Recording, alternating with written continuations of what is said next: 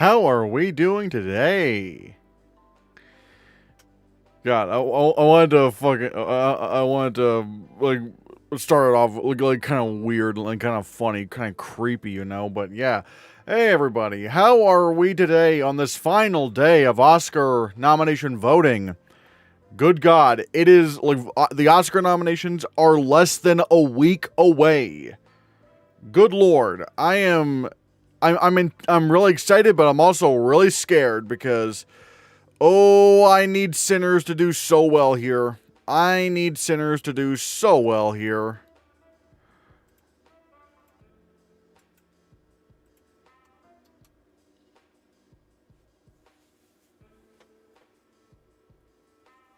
But yeah, how are we? Hello, Leo Tennyson. Hello, hello, hello, hello, hello. Looks like we have a few viewers here. Easty, Easty, hello, Easty. Have you done the shorts predictions? Not yet. Other than like one, but what I think. But I don't know. It's kind of hard. It's kind of hard figuring out what the it's trying to hard figuring out the shorts predictions. So yeah. Yo, Christian, I said last week I think Stellan Skarsgård is winning the Oscar, and you said he's not winning the Oscar. Do you feel that way after he won at the Golden Globes? Well, here's the thing. Now we're at an impasse. Yo, Annie Rude, thank you so much for the super chat, or at least like the little, or at least the little sticker. I think it's a sticker. But yeah, thank you so much. Speaking of which, okay, okay, yeah. Well, I'll get to what I was saying here in a bit. Here's the thing with Stellan Skarsgård.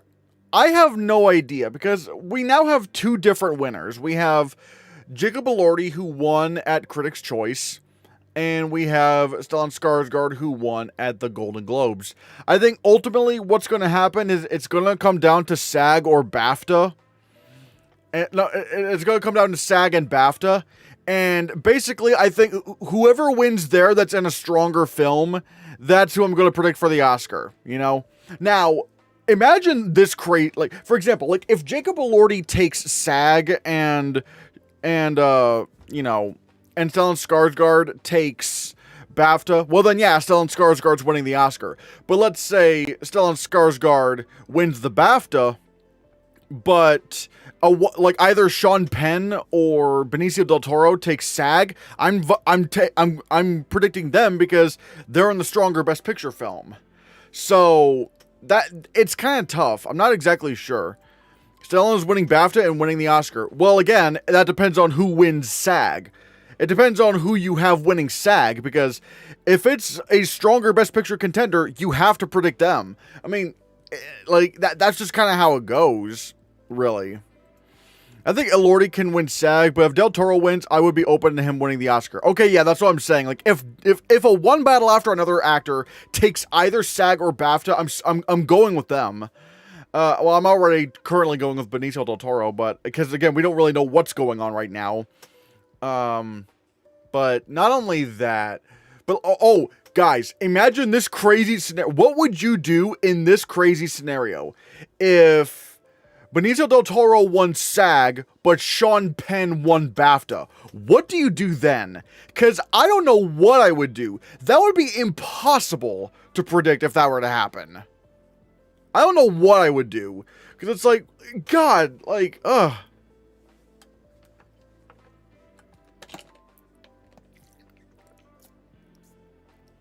And don't act like it's easy. Do not act like it would be an easy pick, because it would absolutely be difficult to figure out. If like, again, if Sean Penn won BAFTA and Benicio del Toro won SAG. I guess I would predict Penn because BAFTA is the strongest precursor. Generally, maybe. I guess also because, like, I think in that scenario, BAFTA is a better precursor, but I feel like the Academy would favor Del Toro. I think honestly, Easty might be onto something, but because not only that, I also just realized this: Oscar voting is in the middle of SAG vote of the the SAG Awards are in the middle of Oscar voting, but BAFTA happens right before Oscar voting. So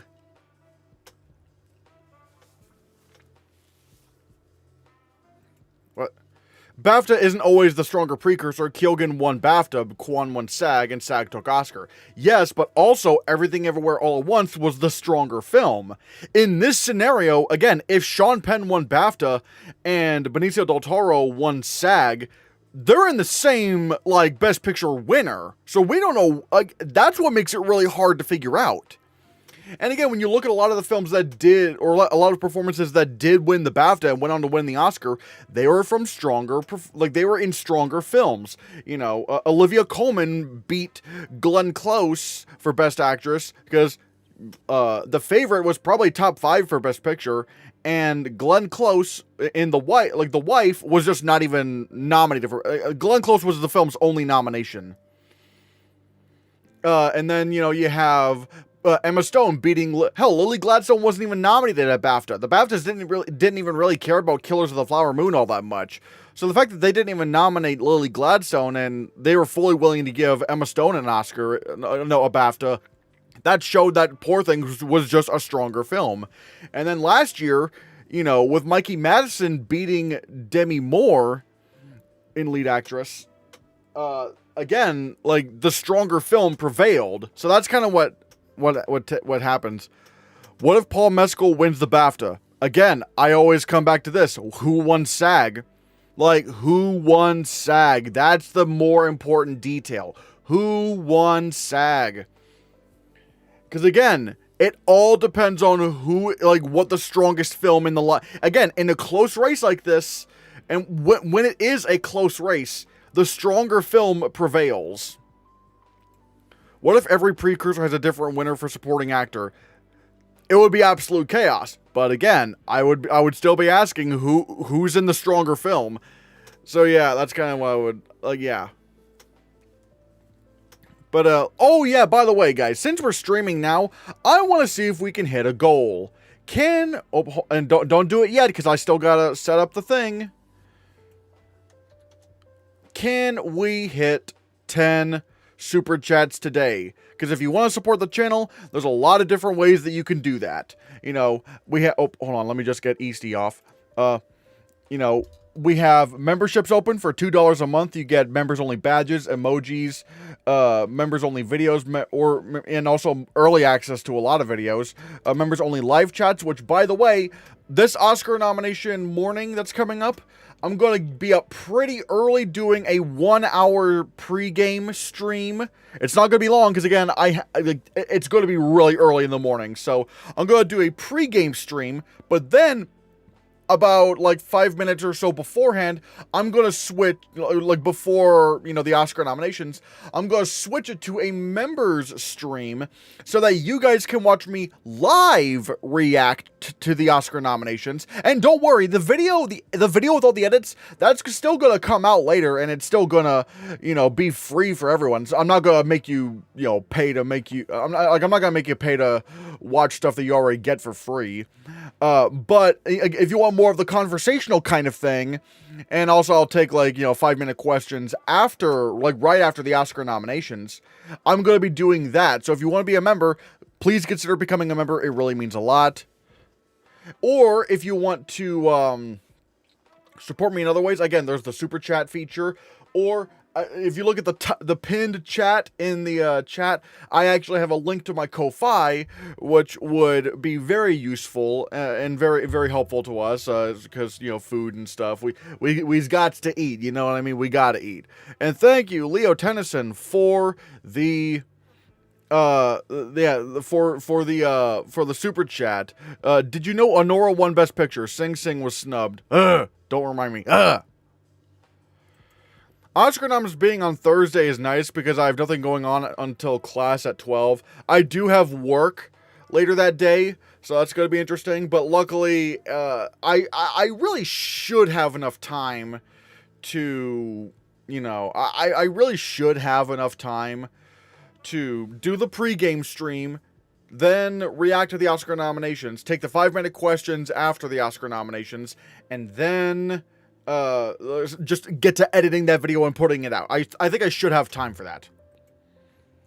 Will you play the Oscar nom video on the side? Yes, I will. Yes, because it's Oscar nominations, not the Oscars, so it's a lot easier to do that. So yes, you will see, just like how I did with SAG, you guys will be seeing the Oscar nomination thing. And again, I must preface this.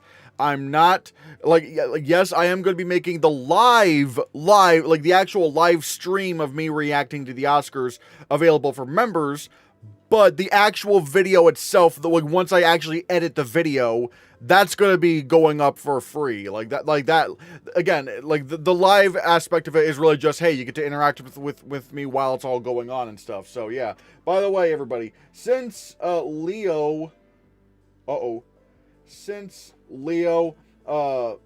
gave a super chat, send those blue Hannahcast heart emojis to Leo. Thank you very much. So like what you did with SAG noms. Precisely. Except this time I'm going to have a public, except this time I'm going to have a public pregame show to my, to the Oscar nominations, so that we, if we want to finalize any predictions and stuff like that kind of stuff, so, yeah.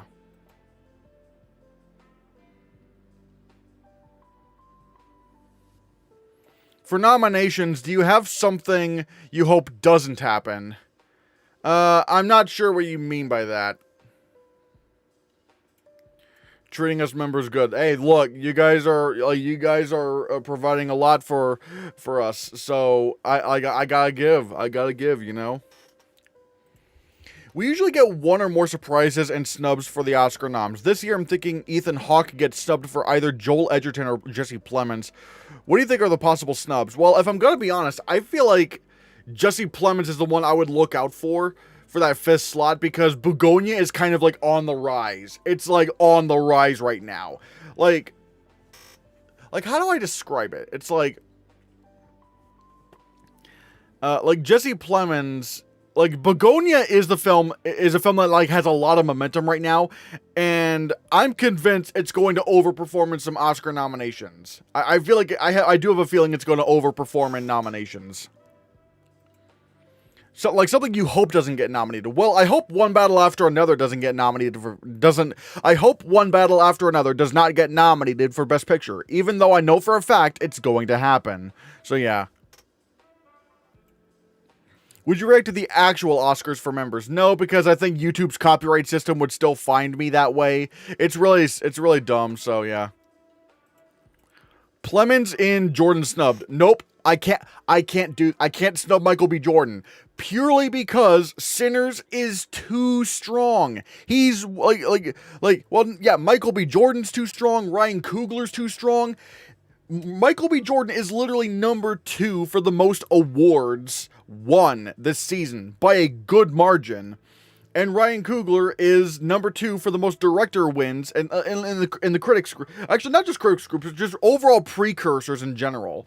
Like, let's take a look here, shall we? Let's look at the precursor wins on next best picture, shall we?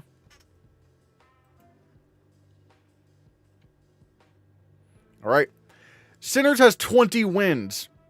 The next one down is Hamnet with a mere 5. Best director.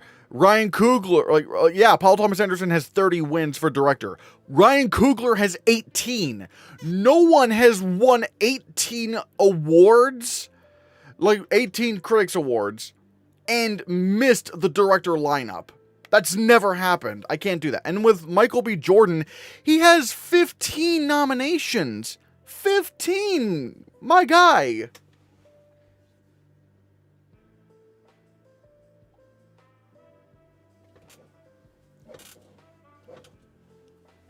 I just can't see it. I cannot see Michael B. Jordan getting snubbed at this point. He's too strong. The film is just way too strong at this point. Some people said Michael B. Jordan is the Margot Robbie of the year and Coogler is Gerwig. Here's the problem. Here's the problem with that argument. Here's why that argument just does not work. in this scenario. It just does not work. Hold on a second. Let me just pull up next best picture here. All right. Look at this. Barbie, in terms of best picture wins, only had 5 awards. Poor Things had 6, American Fiction had 6, Killers of the Flower Moon had 11, Past Lives had 12, and Oppenheimer had 30. No, like, Barbie was like in the dust. Director, Greta Gerwig had 4 wins. 4. Not Michael B. Jordan. Ryan Coogler has 18 wins. He has more wins than he has more wins than...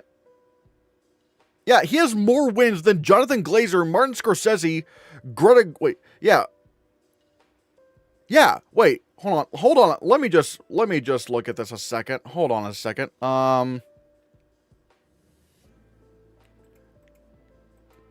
Plus 4, plus 3. Yeah, he has more wins. He has more, what's his name? Ryan Coogler. Ryan Coogler has more director wins than Jonathan Glazer, Martin Scorsese, Greta Gerwig, and Yorgos Lanthimos combined. Like, that is how strong he is. And then you have, Margot Robbie. Margot Robbie only won 2 awards. Only 2. 2 awards. She's won. So, that's kind of the problem when comparing Sinners to Barbie. Again, I was initially thinking this. I don't know, maybe it could be Barbie this year. But no, unlike Barbie, Sinners is winning stuff. It's actually strong, like, not even just slightly winning. It's strongly winning. I just can't you can't compare these two, really. It's just like really, I guess maybe the more apt comparison would be like Frankenstein, really. Frankenstein's kind of more like that, even though I'm not, yeah. Coogler might get snubbed in director too, because the director's branch hates the more mainstream fare. Again, I do generally agree, but the problem is, Ryan Coogler has won too many awards. This would have to be a Ben Affleck level snub for this to happen. Which, granted, Ben Affleck was the critics' leader in director awards, sure. Or at least he was the front runner for director, I should say. But no one, at least as far as, Next Best Picture has been, for as long as Next Best Picture has been tracking precursor wins, no one has won 18 awards and director and lost the Oscar nomination. It's never happened. He's win competitive. Yo, Red Spice, thank you so much for the 5 gifted memberships. Thank you so much. Movie Justin got a membership. Mr. Vino got a membership. Biochemical Waste got a membership. And Braden Mendy Buru got a membership. Thank you, everyone. Give Red Spice those blue Hannahcast hearts. Thank you so much, Red Spice. That means a lot. Thank you so much. Ben Affleck got snubbed in director and actor at the Oscars, and got director and actor noms at BAFTA. To be fair, I don't think anyone was really thinking Ben Affleck was going to get nominated for lead actor. I think even most people thought he was kind of a long shot to happen. Yeah, the directors love Sinners and Coogler, exactly. The thing is, that's the problem when trying to compare Sinners and Barbie. It's that Sinners is being taken more seriously as a film. And granted, they should have taken Barbie more seriously as a film. I love Barbie. I'm not dissing Barbie. I think Greta Gerwig should have been nominated for Best Director, and I would nominate Margot Robbie for Best Lead Actress. But however, that film was just considered like a commercial toy film. I'm not saying that's right, because I think it's not. I think it's much more than that. But Sinners is just perceived more seriously. Do you think Michael B. Jordan could get snubbed from the BAFTA nominations? Well, let's see. Who's in contention? Let's see. Timothy Chalamet is easily getting in. Leonardo DiCaprio's getting in. Let's see. See, this is kind of tough because it's like, Train Dreams wasn't that strong here. Let's see. Timothy Chalamet, Leonardo DiCaprio. Jesse Plemons is probably going to get in for Begonia. Ethan Hawke for Blue Moon. Honestly, I probably could just go with, like, yeah, Michael B. Jordan and perhaps even Robert Aramayo for I Swear or something. Like, isn't I Swear in for, like, best film at BAFTA? Yeah. Yeah. Granted, you know, Joel Edgerton could maybe get in, but it's also just, I don't know, it wasn't really that strong. Oh yeah, thank Red Spice. Thank you, Red Spice. Directors love Dune and they still snubbed Villeneuve and director. Here's the problem. Again, let's look at the critic wins, shall we? Let's look at the critic wins. And yes, I know that, you know, these are not the critics are not the industry, but however, there's still there's still somewhat of a significant overlap. Not overlap, but it's like it still shows what films are playing very, very, very strongly. All right, let's take a look at Dune Part 1. Dune Part 1, Denis Villeneuve won 6 director awards. All right. And then you have last year, Dune Part 2, Denis Villeneuve had 12. No, not 12. No, 10 awards. Hell, look at this right now. Brady Corbet was the critics' leader that year, and right now, as it stands, Denis Villeneuve has the same... No, not Denis Villeneuve. Ryan Coogler has the same amount of wins. And the season's not over. Ryan Coogler's just going to win more. So, in the next few days, or weeks, or whatever, probably days, because there's a lot of critics groups, Ryan Coogler will have won more critics awards than Brady Corbet, last year's directing, critics leader. I can't snub Ryan Coogler. Not only that, but you also have to consider this. Look at what the BAFTAs did. Because the way it works, they have 5 men and 5 women in the shortlist. All right? Look who is in the shortlist. Ryan Coogler. Who is not in the shortlist? Jafar Panahi is not in the shortlist. Guillermo del Toro is not in the shortlist. This lineup is crazy. It shows that even BAFTA is going hard on Sinners. And the way it's lined up, where it's like they have 10 films advancing for Best Director, and the way it works, and they have 6 slots in Director.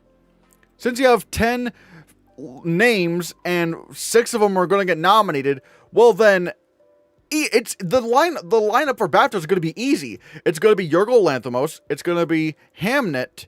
It's going to be Marty Supreme. It's going to be One Battle After Another. It's going to be Sentimental Value. And it's going to be Sinners. Like, Ryan Coogler is pretty much going to be given a BAFTA nomination like that. It's easy.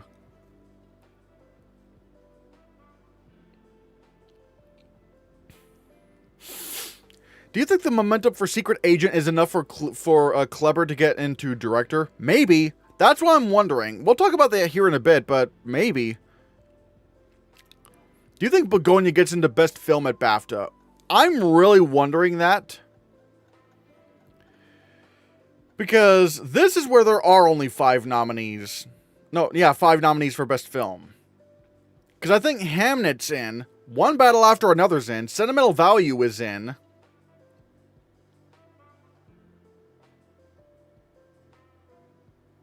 Marty Supreme is probably in. And then there's that 5th slot. Do you go with Sinners or do you go with Begonia?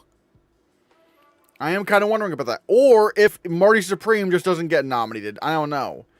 Sentimental Value just sounds like it's going to get nominated. So it's just like, I don't know. It's really hard.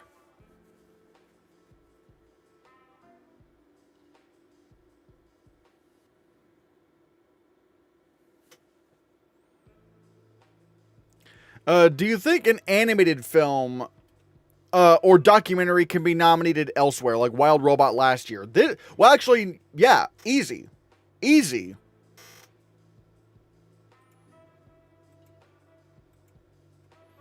Well, we already know what... Yeah, K-Pop Demon Hunters for Best Original Song. Easily. Like, that's the animated film that's going to have some category overlap. Yeah, K-Pop Demon Hunters is going to get nominated and at least probably win best original song. So yeah. Other than getting into international feature, could Accident blanket the Oscars? I mean, it could, but I don't. Here's the problem: I don't really see a reason to take Accident out of Best Picture. I just can't do it. Director, probably, but then again, I don't know. I mean, something crazy would have to happen. Because, like, I can't go 2 out of 5 with DGA. I can't. That's never happened, to my knowledge. I can really only put in 2 international directors. The fact that they didn't even do Sentimental Value and Director. And it's like, right now, I kind of think The Secret Agent is on the rise right now.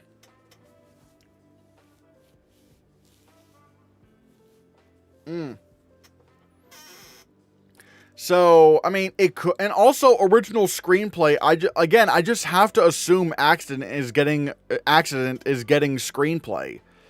I just have to assume that. Maybe Weapons over Accident in both screenplay and picture. Nope, I'm not doing Weapons. Weapons is a red herring. I'm not doing it. I cannot do it. In terms of lone PGA, when it comes to like Best Picture precursors, lone PGA is not good enough for me. It's not. It's just not good enough.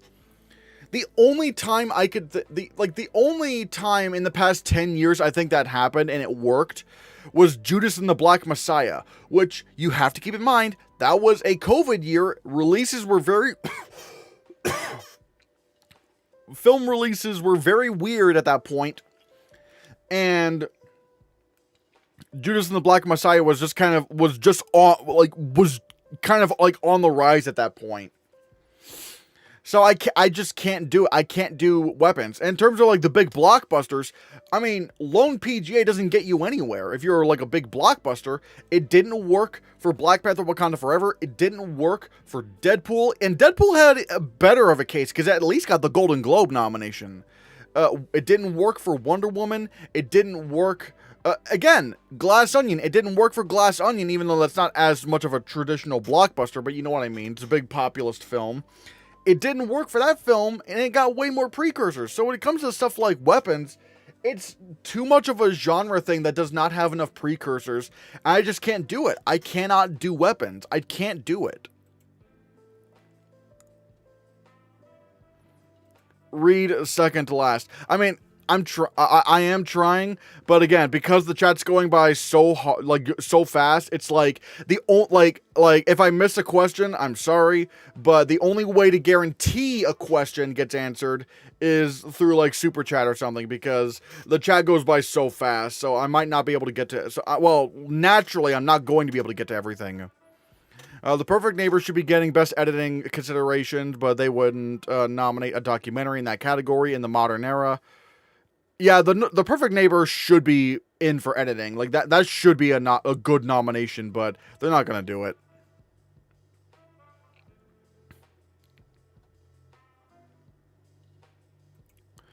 Then just replace it with just an accent with F1 and have weapons on the outside looking in. But again, I can't do it with F1 as well because, again, it has lone PGA. Lone PGA as a big blockbuster does not, that doesn't help you. Getting lone PGA is just not, that just does not help you. It just, like, outside of PGA, like, F1 doesn't have any other legit, precursors for Best Picture. And I know people are going to try to say, well, what about NBR? It got NBR. NBR always does this. Because, like, they did Gladiator 2. Like, what? That's going to get into Best Picture? Surely. No, it didn't. Furiosa. That didn't get into Best Picture. It just doesn't work like that. It just doesn't work. RRR, that got into NBR, and that didn't get into Best Picture. I cannot predict something like F1 or Weapons if it has lone PGA. I would have needed to see a nomination elsewhere. And I know people are going to try to say, well, what about Ford v Ferrari? Ford v Ferrari was very different. One, it was getting more Best Picture nominations than just PGA. It still got in at Critics' Choice. And not only that, Christian Bale got nominated for Best Actor in a Drama at the Golden Globes and Best Lead Actor at the Screen Actors Guild Awards. And the film was also like a biopic kind of thing. It was also kind of a period piece in a sense. So like it kind of, and also was directed by James Mangold, who's like a staple at the Oscars. I cannot predict F1. There's not enough good evidence for me to predict F1. Lone PGA is not going to cut it. It's just not. It's just not going to cut it.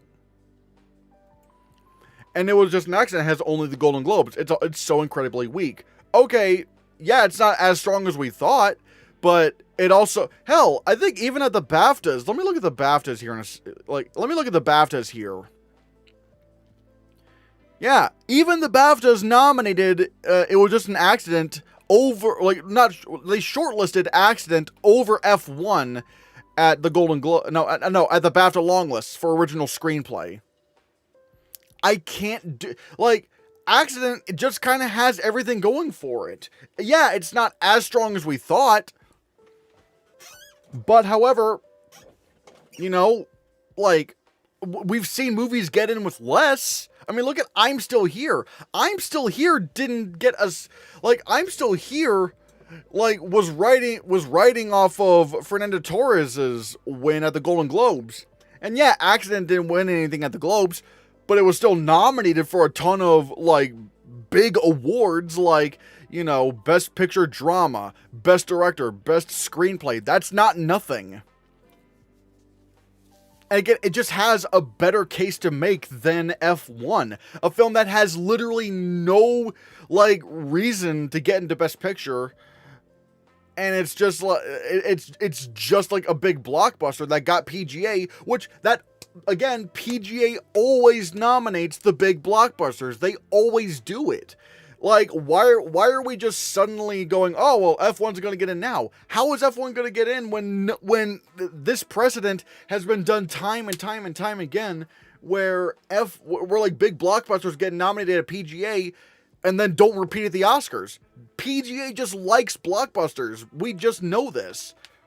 So yeah.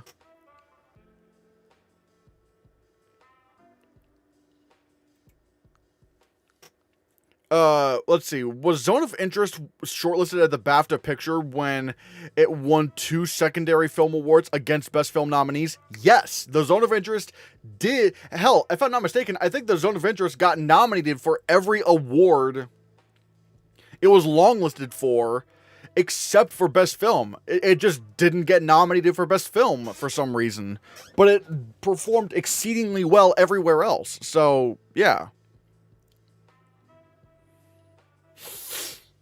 Do you think it's concerning that Panahi couldn't win screenplay or non-English at the Golden Globes and couldn't get into director at the BAFTAs? I mean, yeah, it's a little concerning, sure. But I think all that tells me is that Accident is not a top 5 film for Best Picture. It's not strong. It's probably not strong enough to do that, sure. But, however, there's just no other viable alternatives. Let me just show you guys what I have for Best Picture. And again, this is not final. This is not my final Oscar predictions. But there are still some films that I have above F1 and Weapons. Nuremberg performed very well at the BAFTA long lists. I'm kind of wondering how that's going to go down. And it seems to be a big crowd pleaser. And I'm not going to lie, I'm really kind of looking at Nouvelle Vague. Because I'm kind of wondering, well, for one, this film does have a Golden Globe Comedy Musical nomination above films like Jay Kelly, Ann Lee, and Wicked for Good. And not only that, but I'm not going to predict it, but I could see a world where it gets like picture, original screenplay, and cinematography. And it's eligible for the Writers Guild Awards. It's funny. That's a funny thing. Like, Blue Moon is not eligible for Writers Guild, but Nouvelle Vogue is. So I am kind of looking out for that. And again, there is no other choice. It did do very well at the Critics' Choice Awards and the Golden Globe nominations for all things considered. But, so I am still looking out for that. But again, this 10 I feel very cozy in. Not Oscar related, but did you see that Dave Filoni's taking over Star Wars and apparently disliked Andor, aka the best Star Wars thing in years? Yeah, that's not great.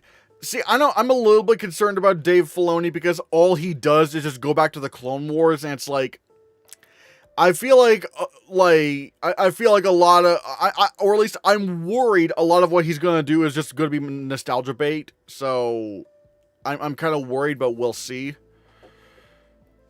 If Nouvelle Vague gets anything, it'll be cinematography nomination. Maybe. Again, I don't see enough reason to do it right now, but hey, you never know. I kept my hopium for Wicked until SAG only gave it 1 nomination. That's where it should have done best if it had any chance in Best Picture. Yeah, I am proud to say that I was predicting Wicked for Good would not be nominated for Best Picture from the very start of the season. I was like, because I was hearing that the second act of Wicked was really bad, or at least very mid. And I was like, that's not, that doesn't sound great. So I have a bad feeling about this. And then sure enough, I was right. That is my best call of the year. So yeah. If Nouvelle Vague got in over, it was just an accident. France can't just catch a break. Yeah. Nuremberg top 13. Is this August again, Christian? I have reasons to do this. Again, Nuremberg got into the best film long list at BAFTA. You can't tell me that's not significant. And it's not a British film to my knowledge. I'm just saying, that's kind of weird, huh? Did you watch Jimmy Kimmel? I believe it was Wednesday night when Miles Caton, Raphael Sadiq, and Ludwig Göransson performed I Lied to You. I did not watch that episode. But I did watch the performance, and I gotta say, man, they're really pumping up Sinners. They are really pumping up Sinners' campaign right now. I don't think it was the stage play issues that hurt it. What hurt Wicked for Good was its own issues as a film. No, a lot of the problems that people had with Wicked for Good were the same issues that they had with the second act of the stage show. Like a lot of the really hammered in Wizard of Oz references that didn't really have any kind of, that both felt forced and also not expanded upon enough. The weird pacing of it all, the weird just the way everything just kind of like Frankensteins itself into being like the Wizard of Oz, those are all problems that the stage show had. Now, granted, I still blame the film for this because I feel like they should have changed all that. But, however, like, the exact problems I was concerned with hearing the criticisms of Wicked's second act in the stage show, those are the same problems that I heard. Like, those problems that I heard about are the same issues that we ended up seeing in the film. Because, like, yeah. Remember France submitted Emilia Perez instead of Shark in the River Cena film? I mean, look, it worked. It worked. I mean, say we will about Emilia Perez, but it worked. It got 13 Oscar nominations. So, yeah. If Sinners wins SAG, watch out because voting will still be open for 4 days after SAG. Not only that, but I'm also very much looking at PGA. Will the tide turn at PGA? I think ultimately, what will happen with Sinners? No, I didn't mean to click that. No, come on, stop. Oh, God, this, oh my God. No, stop. Oh my God, this thing is so stupid. I think when it comes to Sinners, all eyes are going to be on nomination morning. If it does not miss a beat, a significant beat at least, it can miss visual effects. It does not need visual effects. But other than that, if it does not miss a beat elsewhere, if Coogler still gets into director, if Michael B. Jordan still gets into lead actor, which I'm still predicting is happening, and also Wonmi Masaku gets into supporting actress, then we're good. I think there is a chance that Sinners could still win Best Picture. Sorry, Mainline Productions. I don't know why. I don't know why. I don't know. I don't know why it's I don't know why it's telling you I don't know why it's not showing your message. But would you say she's 6 or 7?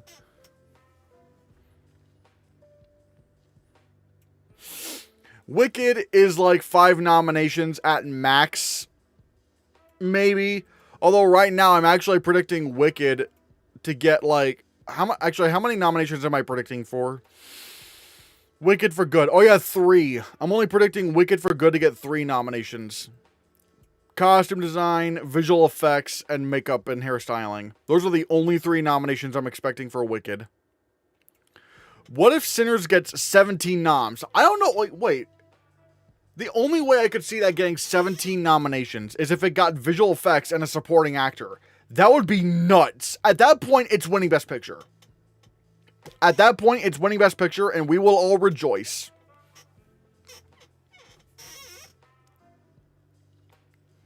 Is One Battle After Another getting a costume nomination, and is Hedda missing? I'm predicting that right now, yeah. I don't know. Something about Hedda just does not really convince me that it's happening in costume design. The others are production design and supporting actress. Wait, what? Sinners is already kind of locked in to get a nomination for production design, and at this point, I become surprised if you weren't predicting Wonmi Masaku already, considering she has Critics' Choice and SAG, and she may very well get the BAFTA nomination. What if both songs from Sinners gets nominated for original song? I am doing that. I'm actually predicting that right now.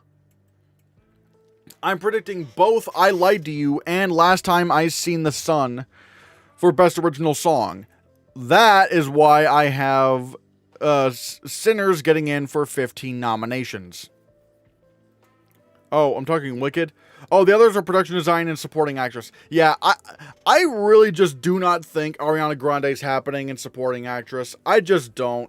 Yes, she got Golden Globe, Critics' Choice, and SAG, but every single time Wicked has shown up in the awards circuit, it's only gotten worse and worse and worse. Like, Cynthia Erivo didn't get nominated at the Critics' Choice Awards. Wicked didn't even get nominated for Best Picture, Comedy, or Musical at the Golden Globes, missing to Blue Moon and Nouvelle Vague, mind you. Not like that was the fact that 2 Nothing Burger movies beat it is bad. And then at SAG, despite the first film getting 5 nominations, Ariana Grande was the only nomination for the film at SAG.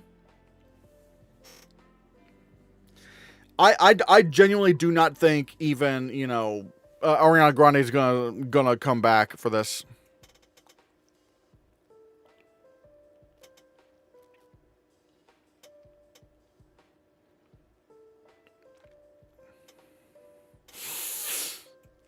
Something to note, at least one AARP Best Actress nominee has gotten in every year of the past 20 years. This year are Dern, Roberts, Liu, Squibb, and Foster. Roberts also has a Globe nomination. No.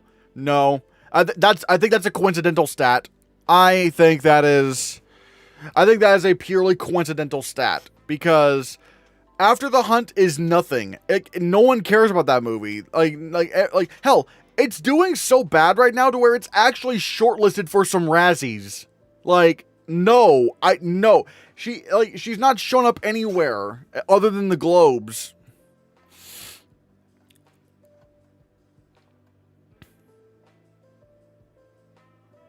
Hell, yeah, even at the BAFTAs, they didn't shortlist, they did not shortlist Julia Roberts. No, I can't do it. No, no, no.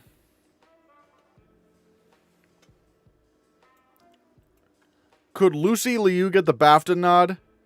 Well, no, she can't because she's not shortlisted. So no, Lucy Liu has literally nothing going for her right now.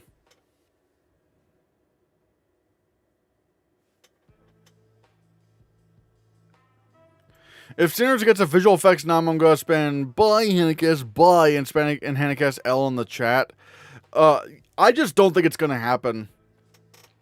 I just don't. Like, Sinners did not perform well at the Visual Effects Society Awards at all. Let's go to the Visual Effects Society Awards nominations, shall we?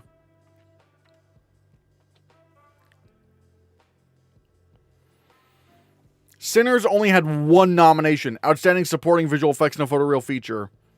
That was its only... If they wanted to convince me something more, like, they could have maybe done compositing. Maybe. They could have done that. Or effect simulations for the fire or whatever. Wait. Yeah.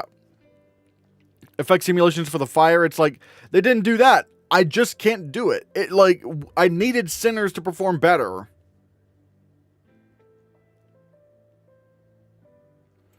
After the Hunt is a massive anti-Oscars film. Yeah. Have you seen the Razzies nomination? I have not, because the person who I know votes on the Razzies has not said anything about the nominations being announced. So I don't think the Razzies were actually announced.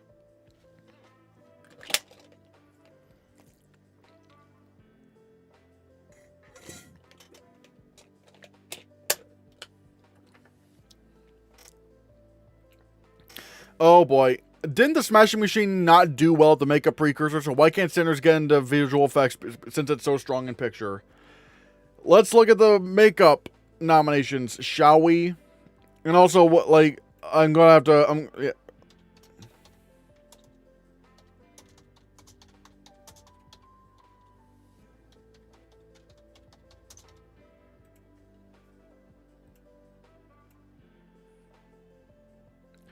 Let's just take a look at the nominations. Now, yes, it is true that the Smashing Machine did not make the the special effects makeup category, but it still got into period and or character makeup. I don't know what to make of that. But here's the thing. Here's the thing regarding Sinners and visual effects. What have I what have I been saying over the course of so many years? It does not matter how strong you are in Best Picture. It is not a get into visual effects free card. I kept saying this over and over and over again. It does not matter how strong you are in Best Picture. Like, tell that to The Substance, Oppenheimer, Everything Everywhere All at Once, Poor Things, Mank. What else? What else was in Best Picture that was considered for visual effects? Black Panther, that didn't get in. Ford v Ferrari, that didn't get in. What was it? Oh yeah, Dunkirk, The Shape of Water, Arrival. None of these Best Picture nominees got into visual effects, and yet, oh yeah, and also Nightmare Alley. And you're probably wondering, what, Nightmare Alley? Yes, people were actually trying to predict Nightmare Alley for a Best Visual Effects nomination. And even I was wondering how they were doing that, because it's like, it didn't make any sense. It never matters how strong you are in Best Picture. In visual effect, when it comes to the visual effects category, it never matters. It's never once mattered. It's never, ever mattered, man. Like, it's never mattered. Oppenheimer got 13 nominations. Where was its visual effects nomination? Where? Like, They could have done that, like, and that was a weak year for visual effects. Obviously they shouldn't have done that because the effects were kind of weird and stuff. But again, people were doing that. Like, people were saying, well, Oppenheimer's going to get in and it's going to win because it's just a strong film. It's going to get into every tech. And it didn't even get in the top 20. It didn't even get in the top 20. It's never, ever mattered how strong you are in Best Picture. Not once has it ever mattered for how strong you are in Best Picture when it comes to visual effects. They will snub you if you are in Best Picture. They will. And hell, look at the Visual Effects Society Awards. Frankenstein got completely goose-egged. Not one nomination for that film. Not one. It just does not matter. Being in Best Picture never matters in the visual effects race. It does not matter. They are fully willing to snub Best Picture frontrunners. Like, not just nominees, Best Picture frontrunners. They will snub frontrunners in visual effects. They just will. But yeah. I'm hoping, WOTW for visual effects. Wait. Which one was that? Oh, War of the Worlds. What am I thinking? Yeah, oh yeah, obviously, yeah, War of the Worlds, definitely, yeah. I think Oppenheimer wasn't even shortlisted. Yeah, which again, just goes to my point. It just goes to my point that they did not care how strong the film was in Best Picture. It just didn't matter. You could be, and that was a weak year for visual effects. Weak! That was a weak year for visual effects, and they still didn't nominate it. I realize it doesn't matter for the strength of Best Picture for visual effects. I remember you saying that, but what about your precursor argument for makeup when it comes to the Smashing Machine? It still didn't get, like, I can't explain the, I can't really explain why it didn't get nominated for the main makeup category, but maybe I can just, I guess the only thing I can truly assume was that, like, it's not as crazy with the prosthetics as something like Wicked or The Whale, whereas, like, a lot of them are just, like, kind of smaller pieces on Dwayne Johnson, but it still got nominated for, like, period and character makeup, and I just, again, I don't see a reason to doubt that right now. They still very much transformed Dwayne Johnson. How many nominations do you have for Sinners? 15. Do you think we'll get any surprise snubs on nominations morning? Oh boy, I have no idea. Well, I do think Marty Supreme might be out for score, because I have Marty Supreme out for score in favor of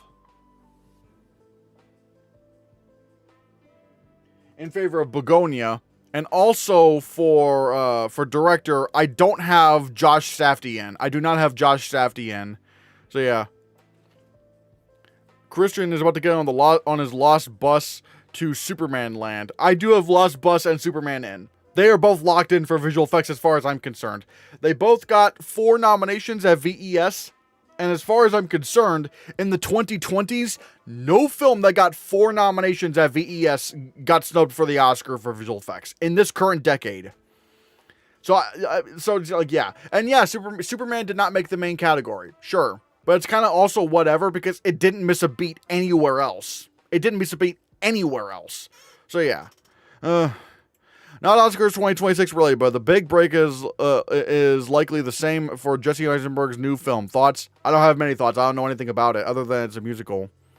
Makes sense. Gotta go. Thanks for answering my questions. Have a good rest of your stream. Bye. Take care, Christian.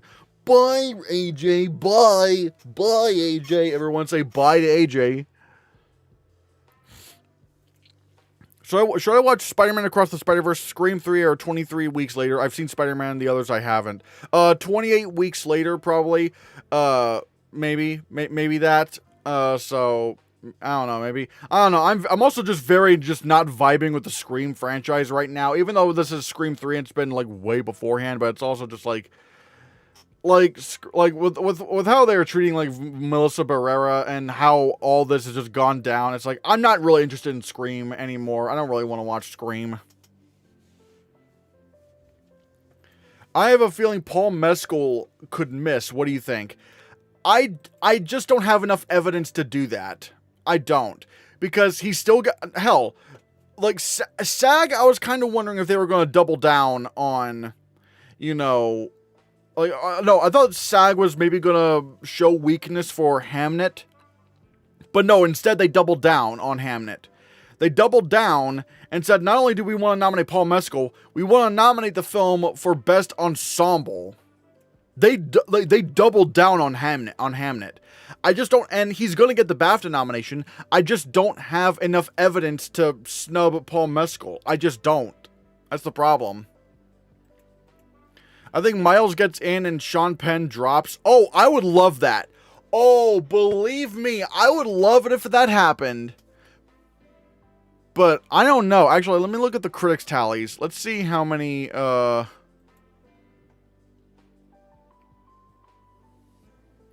that's the problem. Sean Penn has 10 awards. He's won 10 critics awards.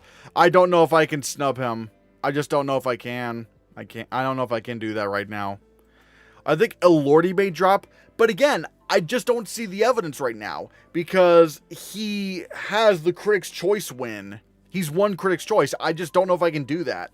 That's the issue. It's like, I think supporting actor for me, this 5 is kind of locked up. I can't see anything else happening. Yes, the critics are not the Academy, but Red Spice. But you have to also keep in mind, they do tell you where the wind is blowing. They do tell you, they do in fact tell you where the wind's blowing. They do tell you what films have passion. So yeah.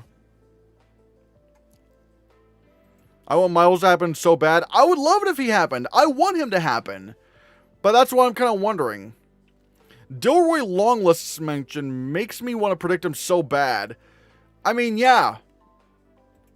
Delroy Lindo. That's another good thing about Sinners. Delroy Lindo did get in for supporting actor here. He actually managed to get in. At least in the BAFTA long list. But, however, again, everyone else did get in. Benicio del Toro, Jacob Elordi, Paul Mescal, Sean Penn, and Stellan Skarsgård. Oh wait, Stellan Skarsgård. I forgot there was 2 Skarsgårds here. I don't know. It's just like, yeah. It's just yeah. Like, it's just a really tight category. I don't know. I want to predict Miles Caton or Delroy Lindo, but I just can't take anyone out. Everyone else is just too strong.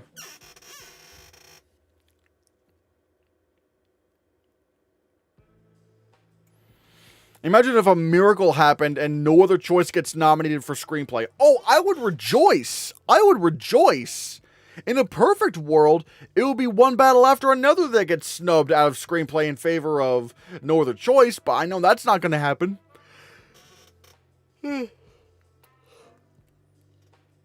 If I call it right, will you congratulate me for being right? I mean, sure, but I think everyone will be I'll be just celebrating. I'll mainly be celebrating over the fact that Sinners could maybe win Best Picture. Gwyneth Paltrow might Judi Dench herself into the nominees over Odessa Azion.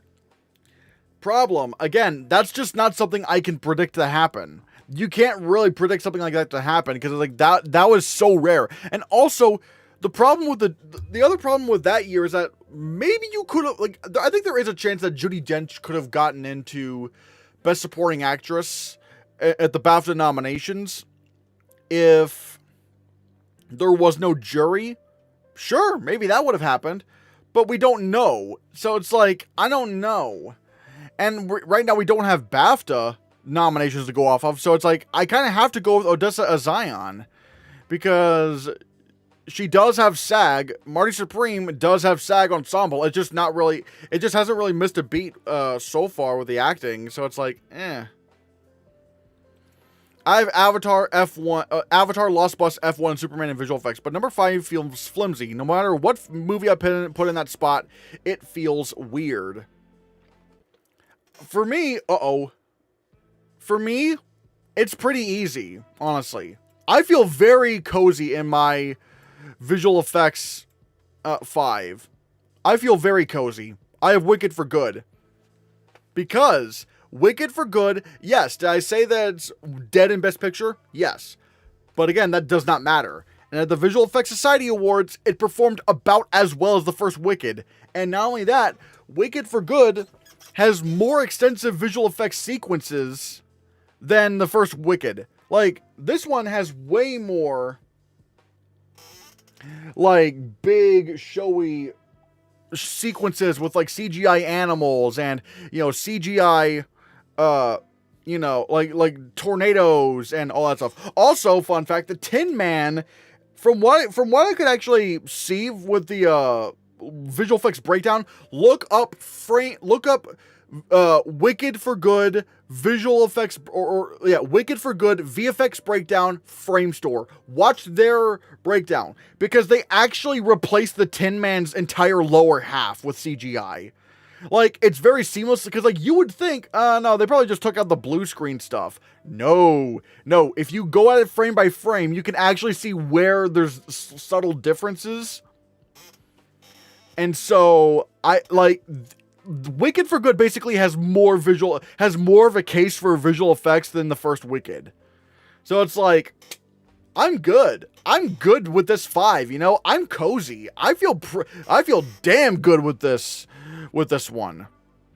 You were right about the Lost Bus. Good call. Well, would you look at... I mean, look, to be fair, even I wasn't expecting the Lost Bus to do that well at VES. I was not expecting it to do that well at VES.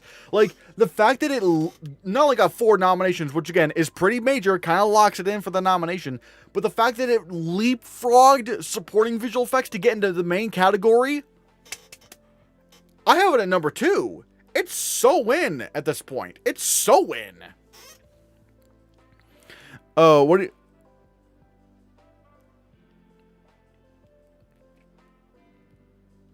I hope Jurassic World surprises. I wouldn't hate it. I mean, I wouldn't necessarily hate it, but it's also like we've kind of done Jurassic Park before a lot. So, and there's not as much, like, you know, innovation. I mean, I guess the water interactions with the dinosaurs are really, really impressive to me.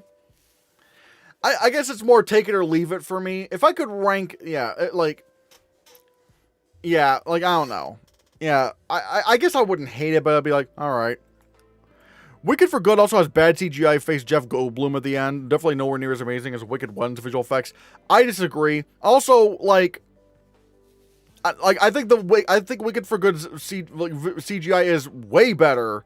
Not way better. It's about as good as the first Wicked, but there's just more stuff going on. And, like, the CG Jeff Goldblum at the end, that was, like, for, like, a millisecond. Or, like, that was, like, for, like, a few seconds in, like, a 2-hour film. It's like, I'm not gonna judge a movie's entire visual effects for, like, having, like, a few seconds of, like, a weird-looking thing. It's like, no, there's way more going on than just those few seconds.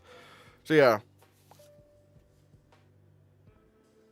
I feel you are so passionate about visual effects. Is there a reason? I am, because I feel like there's just... I'm just very interested in, like, seeing, you know...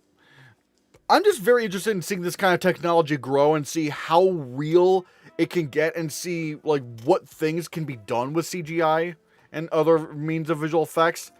I think, like, and looking at the entire history of visual effects, I just think it's really fascinating that way. Imagine if Diane Warren gets snubbed at the Oscars. Oh, I would love that, but we all know that's going to happen.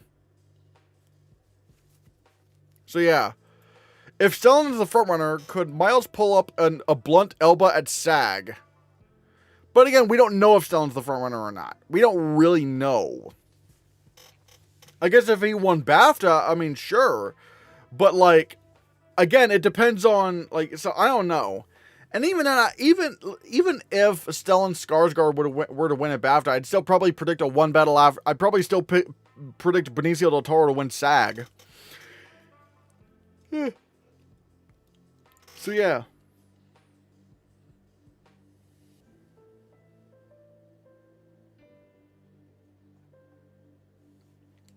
By the way, guys. Hold on. I'm gonna. if you want to help support the channel, please consider becoming a member. We got lots of members-only badges, emojis, members-only videos, members-only live chats, which I try to do every week. And also, you get early access to videos. So consider becoming a member. It really means a lot, especially when I do my live reaction to the Oscar nominations. Again, I'm going to be editing that into a video, so I'm going to be doing that. But however, yeah. But like, yeah, and that's going to be made available for free. But the actual live reaction, where I kind of interact with the audience a bit, that's going to be exclusive for members. So be sure you become a member. And also, if you want to support us in other ways, we still have the Ko-Fi up. Again, we need to try to get some food. So if you're able to contribute to the Ko-Fi or even the PayPal link in the description, that would be very helpful. So thank you. Fun fact, Benicio del Toro won the Golden Globe and Oscar for Best Supporting Actor for Traffic. I know where this is going. But he won SAG in Lead Actor for the same film. Yeah, exactly. Yeah, I think that just spoke to how strong he was that year. The fact that he could even win Lead Actor at SAG is crazy. The Diane Warren nominations seriously need to stop. It's getting old. They're not going to stop. They're not going to stop. Spoiler, Begonia will have a great showing Oscar noms morning. Oh, I'm expecting that to happen. I'm expecting it. Yeah. Yeah, I am expecting it. Like, how big? I'm not sure, because I am kind of wondering, I'm kind of wondering if director can happen. But I don't know who I would take out, because I'm already struggling with the international directors to put them in, so I don't know. I remember when I was so hopeful for this year, found out it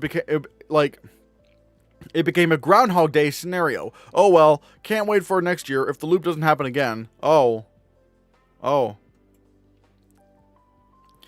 If Diane Warren doesn't get nominated this year, I'll lose my shit, but it's definitely not happening. Agreed. Yeah. The thing that throws me off about Wicked for Good is that I keep getting the vibe that it's going to underperform across the board due to lack of enthusiasm. That said, I'm closest to putting that in. I mean, it's going to get nominated for at least 3 awards. It's locked in for makeup. It's probably going to get nominated for costume design. And I just don't see a reason to doubt it for visual effects. I just don't. It has more extensive visual effects than the last film, and also more impressive visual effects than the last film, if I'm being completely honest. It performed as well at VES as we kind of expected. So, yeah. And so it's just like, yeah, I just don't really see a reason to doubt Wicked for Good in visual effects. I just don't. There's just not a good enough reason. I mean, she is green. I mean, well, to be fair, that's not really what makeup.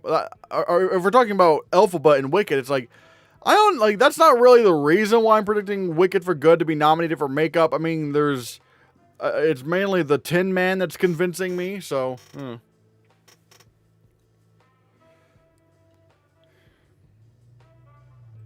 Do you think that Best Animated Feature will do a Happy Feet case where whoever wins at BAFTA will also win the Oscar? Happy Feet only won in that precursor and beat Cars, and the latter got Golden Globe, Critics' Choice, and PGA. I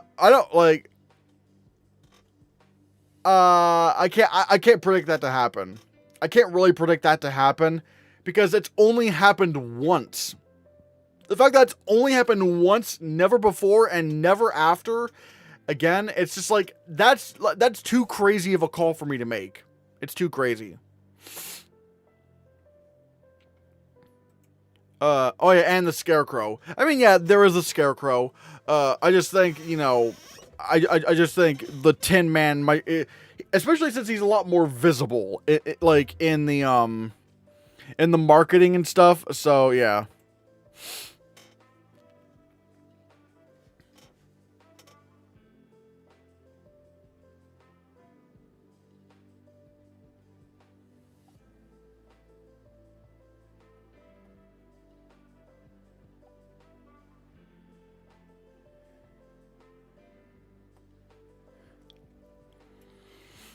Who do you think will win the BAFTA, Amelie or Argo? Or in a surprise twist, Zootopia? Will Zootopia 2 win? I don't think Zootopia 2 is going to win if the first one couldn't even win, so no. Honestly, it might be just a little Amelie. Maybe it's a little Amelie. Cars was also not that liked by critics and only won those awards because it was a really weak year for animation. Maybe. You can maybe argue that. But also, like, Pixar was just kind of dominating the landscape at that point, and people just didn't, I guess, weren't really thinking Happy Feet was going to be that big, but yeah. I just meant in terms of how people still have Wicked for good in, like, 6 categories, which I definitely don't see happening. No, I don't see 6 nominations happening for that film. I have only 3 nominations. Costume design, visual effects, and makeup. I think even production design is going to fall in the way, and is just going to fall off because it's like like there's not really a whole lot of new sets. I mean, there's a couple, but like nothing really that significant, really. So I'm just going to say no. Who's most likely to get snubbed? Sean Penn, Paul Mescal, or Jacob Elordi? Snubbed for Delroy Lindo. God, it's so hard. God, this is difficult to figure out.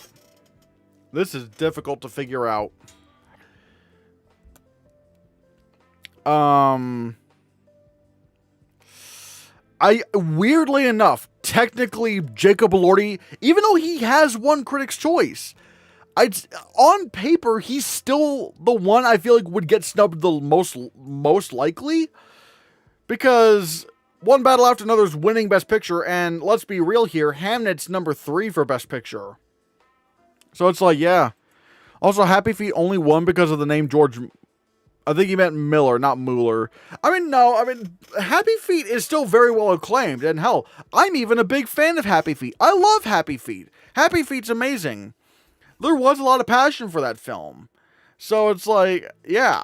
I think because people were just like not as enthusiastic about Cars and that it was considered Pixar's weakest film at that point, whereas Happy Feet was kind of like this new fun idea that had a really good message and stuff. It's like, I mean, yeah, I think that's kind of why it won. I have Paul winning BAFTA, so taking him out makes zero sense for me. I don't have Paul Mescal winning BAFTA. I'm still going. I'm still going with what's his name? Benicio del Toro. I'm still going Benicio del Toro because I just feel like he's more likely to win the Oscar than the other two. Neon getting all 5 international seems unlikely. I think Left-Handed Girl or Hind Rajab will get in over Surat. Here's the problem. None of those films have shown any strength or remotely the amount of strength that Surat has. Like, that prediction, I feel like, doesn't make a whole lot of sense to me because it's just like the alternatives are just not there. The alternatives are just not really strong enough. There's not a great case to make for any of them. I mean, yeah, does it sound unlikely that Neon's going to get on like all 5 films in international feature? Sure, but like on paper, yeah, that doesn't make a lot of sense, and it seems unlikely. But when you actually look at what they've gotten, it's like all of them are too strong. Like Accident got Best Picture, Director, and Screenplay at the Golden Globes. No Other Choice got Best Picture, Comedy Musical, and Best Actor, Comedy Musical at the Golden Globes, and a Critics' Choice nomination for Adapted Screenplay. And the Critics' Choice Awards notoriously are not friendly to international films. Sentimental Value is just kind of like an all-around the board, an all-around and across the board contender. So it's that strong in that way. And Surat, what was it? What was I looking? Oh, yeah, The Secret Agent. Yeah, The Secret Agent got Best Picture Drama at the Golden Globes and won Best Actor in a Drama for Wagner Moura. So that film's too strong. And then Surat got like 5 shortlist mentions, which it's going to get at least another like, other than international film, it's going to get one of those other nominations. I just don't see enough evidence to say that to snub any of the 5 Neon films. There's just not enough evidence for me to do that. There's just not. The only argument is it seems unlikely that Neon is going to get all 5 in. Okay.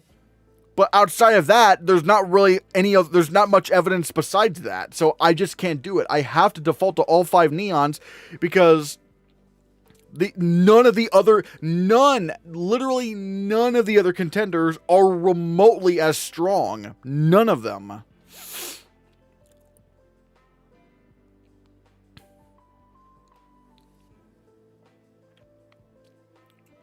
What if Delroy Lindo got nominated at BAFTA and won there?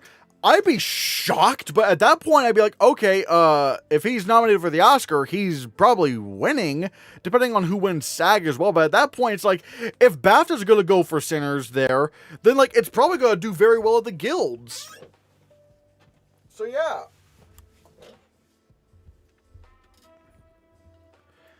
Neon the GOAT. I believe in 5 Eon. I mean, yeah, there's just no other.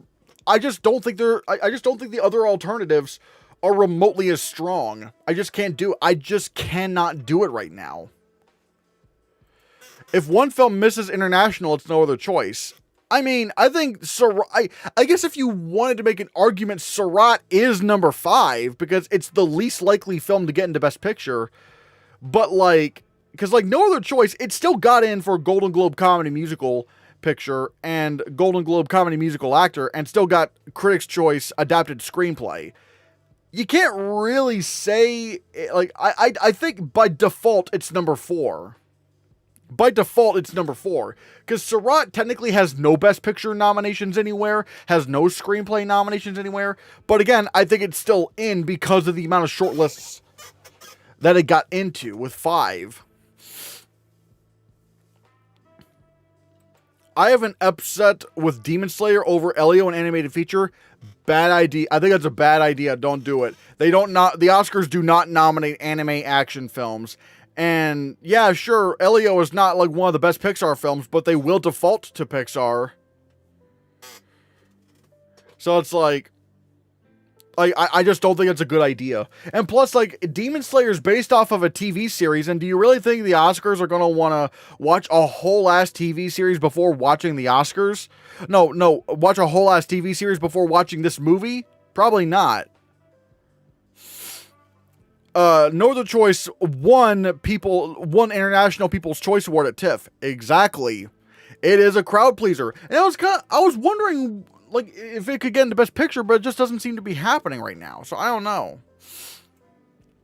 I'm glad to see that Warner Brothers has been putting more for your consideration ads for Delroy Lindo. It's hard to imagine someone in the 5 misses for him to get in, but I hope something gives so he gets nominated. Either him or Miles Caton. I need, preferably Miles Caton, but like I need strength for Sinners. I need as much of a case for Best Picture for Sinners to get as I can. So yeah.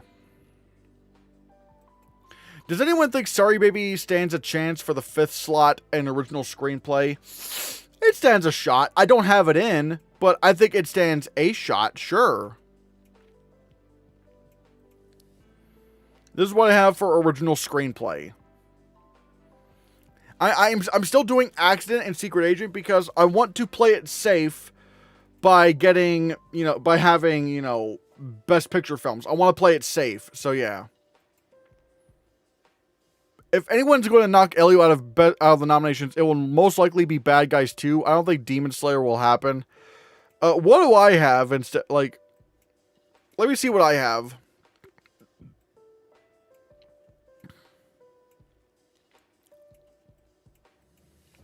What's my animated feature lineup looking like? Oh yeah, I have A Magnificent Life. I guess I could probably put Bad Guys 2. Actually, I could probably put Bad Guys 2 at number 8. I don't know. In Your Dreams, maybe that could happen. Actually, wait, hold on. Let me look.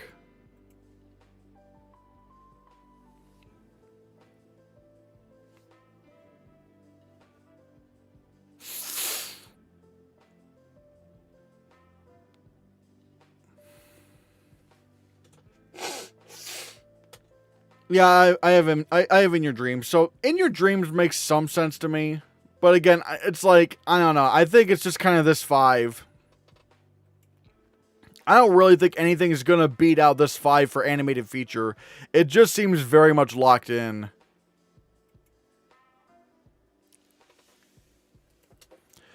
There's always one original non-Best Picture nominee in screenplay, though. I mean, sure, but I can't call that. I don't know what I don't, like, I don't have the evidence to, I just don't really have the evidence to show what film is going to miss. Because I feel like Secret Agent's going to be pretty big, and I still think Accident is going to happen in Best Picture, and I feel like that would need screenplay, so it's kind of like, that, this is just something where I just need to, you know, this is just something where I feel like I need to just hedge my bets on the Best Picture films, because that is, like, sure, am I going to get 5 out of 5 correct? Maybe not.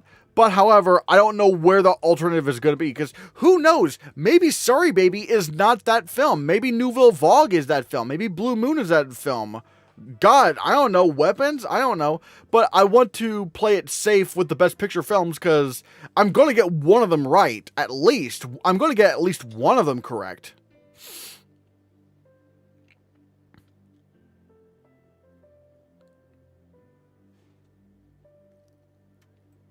Is Ariana in your predictions? I took her out for Odessa as Zion. She's not in my 5. I have Odessa as Zion as well.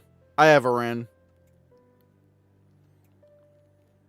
I hope K-pop wins the Oscars for Best Animated Feature and Best Song and Best Original Song. I hope it does win Best Animated Feature, but however, I do hope I Lied to You wins Best Original Song, even though it's kind of looking like, you know, even though it's kind of looking like, that's going to happen. I don't know. No Amy Madigan? No, I do have Amy Madigan. She's in the middle. You still have Ariana or both sentimental values, ladies? No. I don't have Ariana. I only have one sentimental value actress. Are you predicting that Girl in the Bubble will be snubbed out of Song? Yes, because Wicked for Good just keeps doing worse and worse and worse. I don't think it's... And people keep saying the new songs are the worst ones in the movie. So it's like, why would it not get snubbed out of Best Original Song? Besides Sinners, which movie are you rooting for the most? Well, I guess I would say I'm really, really rooting for No Other Choice. I want that to get in real bad. Do I think it's going to happen? Probably not. But I would like for that to happen. I would like it. It would be like one of the best. Like, oh my god, I would just love it if that happened. Yeah,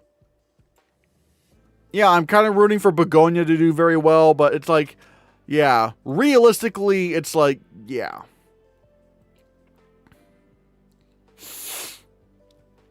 Have heard the applause for I Lied to You when they show it at the Globes.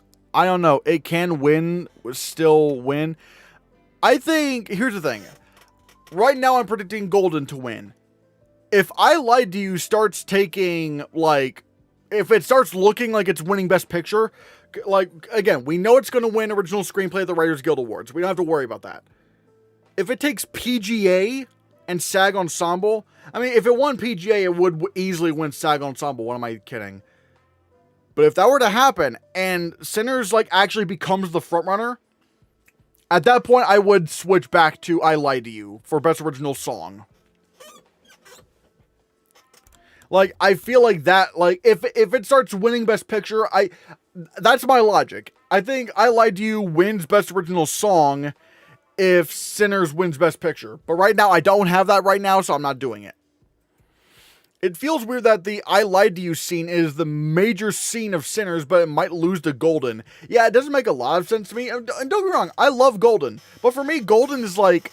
Golden is like the third best song in the film. Like, I think out of the songs in K-pop Demon Hunters, I have Golden, How It's Done, and This Is What It Sounds Like. I think This Is What It Sounds Like is the best song in the movie. So yeah. I think Girl in the Bubble will get the Song Award just because of its nomination for Best Score last year and the name and acclaim of the songwriter and composer. That doesn't always work out, however. That doesn't always work out, especially since the film is just doing worse and worse and worse with precursors. But I want Last Time I Seen the Sun to be included as a surprise nomination. A Hope Diction, honestly, but it's my favorite song from Sinners. I think it will get nominated. I don't think it's much of a Hope Diction. I think it can happen. If Sinners is this strong of a contender, it can get nominated. And I just don't... Like, Sinners just hasn't really missed a beat with nominations, whereas... Wicked for Good just keeps doing worse. I think it's still very fair to say that that Sinners could get 2 song nominations. And oh my god, I just realized. Imagine this: Dory Lindo gets nominated for supporting actor, and Last Time I Seen the Sun gets a Last Time I Seen the Sun gets an original song nomination, which that means Miles Caton becomes an Oscar nominee.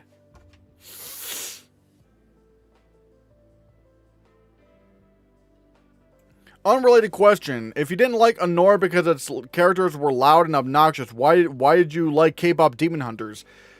Well, because here's the thing. The animated medium well, for one, it's not even the same kind of movie at all. I mean, yeah, the characters are loud, but I didn't say... But, like, within the context of Anora, I thought the characters were very annoying. I didn't think the characters were annoying in K-pop Demon Hunters. I thought they were funny. So it's like, it's not really... like, and also, the movies just have very different tones altogether. Very different entirely. It's like, they're not... It's not even equivalent. So I can't say it.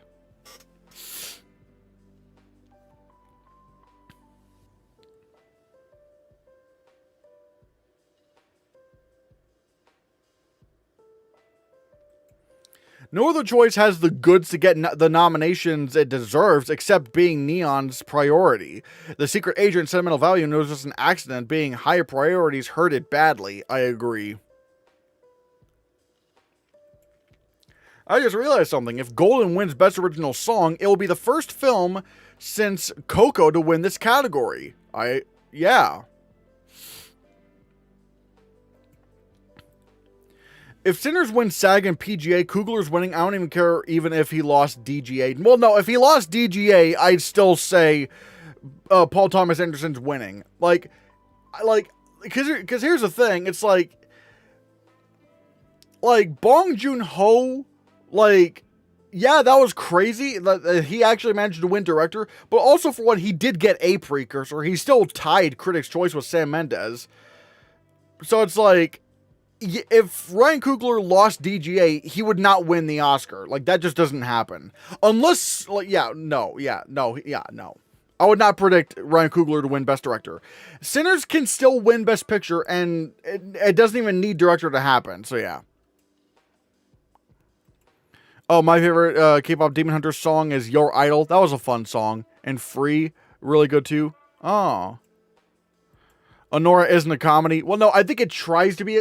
I think the problem is it tries to be a comedy. I don't think it succeeds, but it is a comedy. But it's also taking itself a lot more seriously. Its themes are much more mature, or at least tries to be more mature than K-pop Demon Hunters. Overall, I think just the characters are very loud in K-pop Demon Hunters, but it works better in K-pop Demon Hunters because those characters are better written. They're just more fleshed out, better written characters than the characters in Anora. Oh, I just realized. Let's see.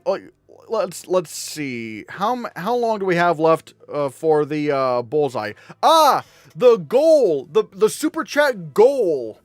We're trying to reach 10 super chats today, but we've only reached 1, and the goal ends in 38 minutes. Can we pull it off? Can we actually get 9 super chats? Even the smallest ones will help. So yeah, if you're able to super chat, please consider super chatting. It really does help the channel. I think Ryan won't win because he keeps turning down the Academy. I don't think so. I don't think the Academy really cares. Yo! Eldav, thank you so much for the super chat, or the donation, I should say. But yeah, thank you so much.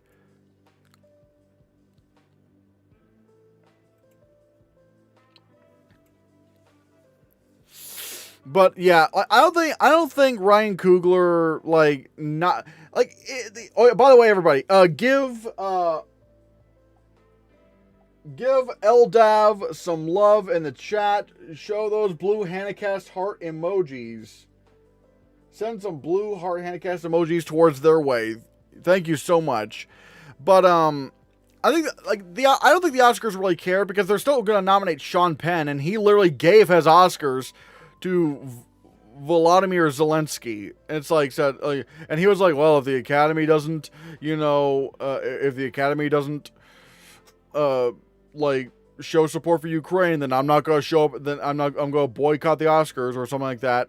It's like, and they're still gonna honor him. Like, so it's like, I don't think Ryan Coogler, like, and even then Ryan Coogler doesn't really have any animosity towards the Academy. He's just not much of a competitive guy, it seems. So it's just like I think they would more likely see his humbleness and just be like, oh, but like, he doesn't have any animosity towards the Academy. He just doesn't.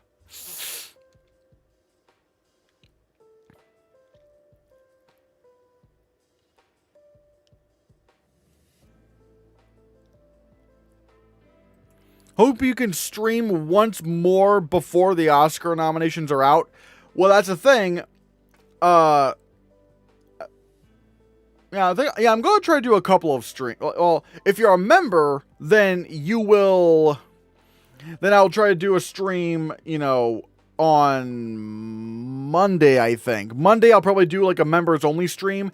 And then Thursday morning, very bright and early, at around 7 a.m., I am going to probably get up very early. Around 7. At around 7, I'm probably going to do a stream where, a public stream, just, basically it's like the Oscar nominations pregame show, And it's gonna be like a 1 hour stream or so.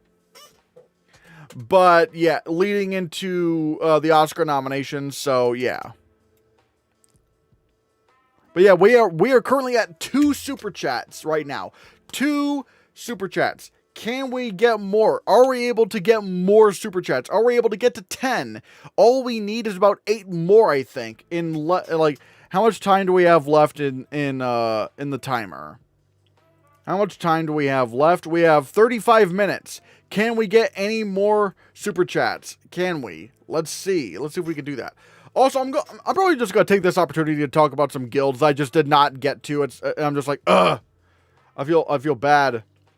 But yeah, let's talk about the Makeup and Hairstylist Guild Awards. Begonia got in for Best Contemporary Makeup. Eddington, Jurassic World Rebirth, One Battle After Another, Superman. Yeah, wait. Actually, did I talk about the Makeup Guild? I'm trying to think if I did talk about the Makeup Guild or not. But yeah. Contemporary Hairstyling, Ballad of a Small Player, Begonia, Naked Gun, One Battle After Another, Superman. I will say Begonia making both these lists. But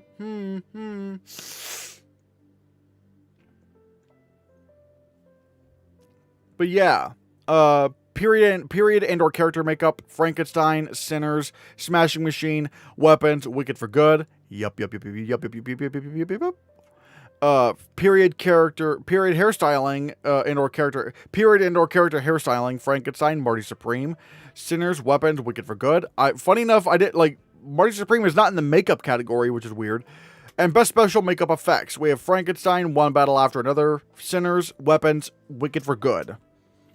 Again, what I find interesting is that the Smashing Machine is not here, but the alternative here is Weapons, which isn't even shortlisted. So you could just swap out Weapons for Smashing Machine and still be good, You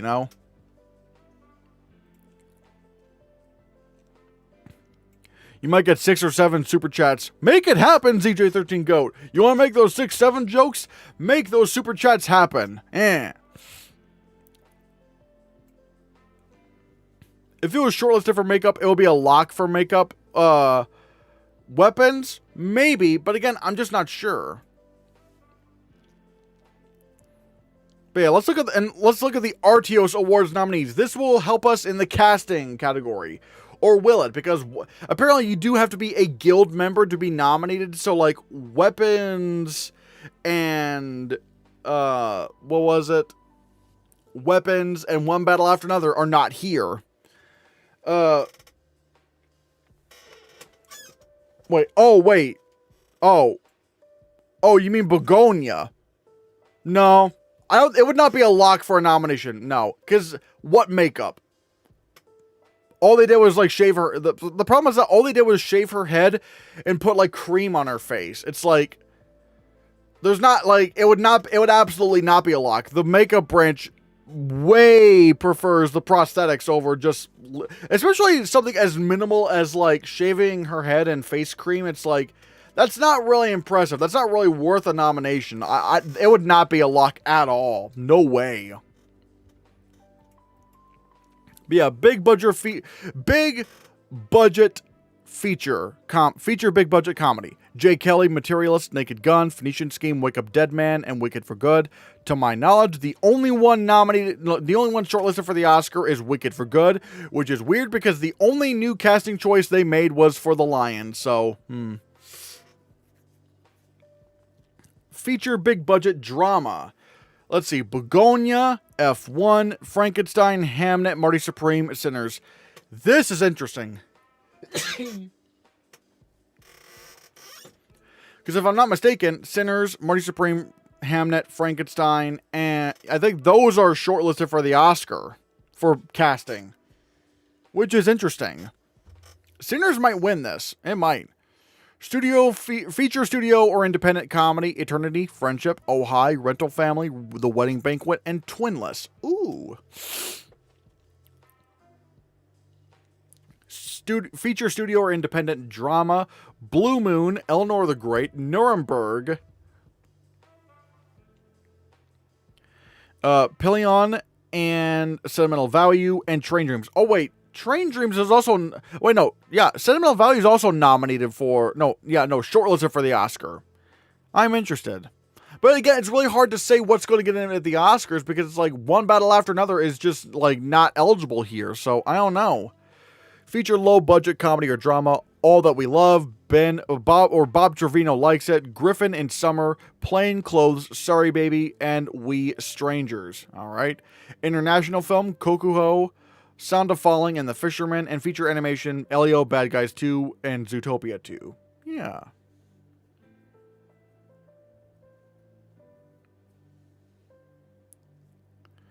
What time does the voting close, or have they already closed? Voting closes at 8 p.m., so a little less than an hour and a half from now.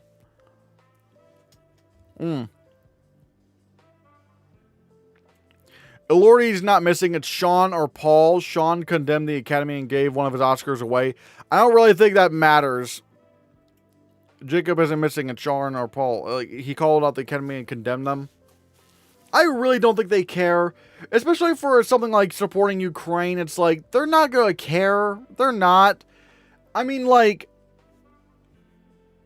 No. They're not going to care. I really don't think they're going to care. Especially since One Battle After Another is winning Best Picture as of right now. It's like, there's no reason to doubt Sean Penn right now. There's no reason to doubt him right now. No Secret Agent. I mean, yeah, like, I think that was also just not eligible here at the Audience Awards. It's weird. A snub of Penn will anger film Twitter. I mean, I want him to be snubbed. I mean, granted, it's because he's transphobic, and I don't like him because of that. But it's like, I don't know. Like, I don't know. Was it intelligible, or this doesn't matter for international film? Intelligible? What? I'm not sure what this means. Sorry.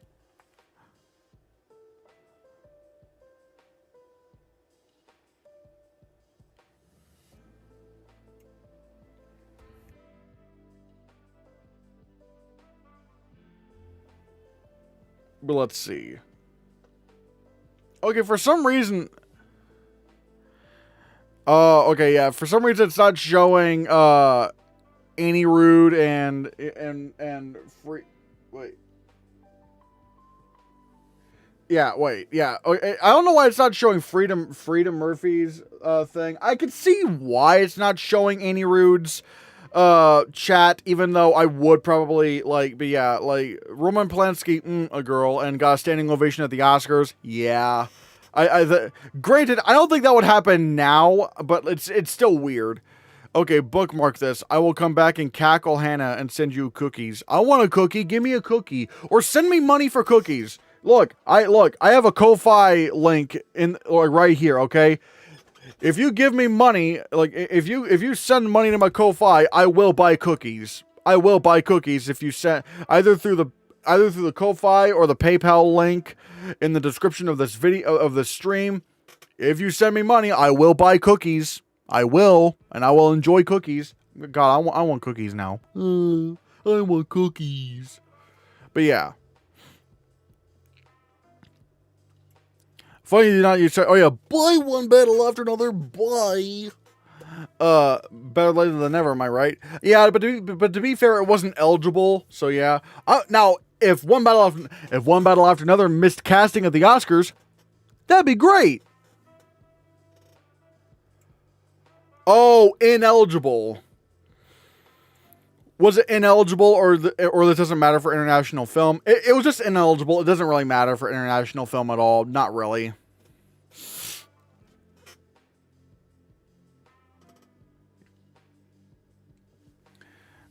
Oh, it did happen recently. Okay, again, it's not showing any rude thing, but Will Smith slapped Chris Rock and got a standing ovation too. I mean, yeah, but to be fair, that was a really shocking moment that people didn't really know what was going on.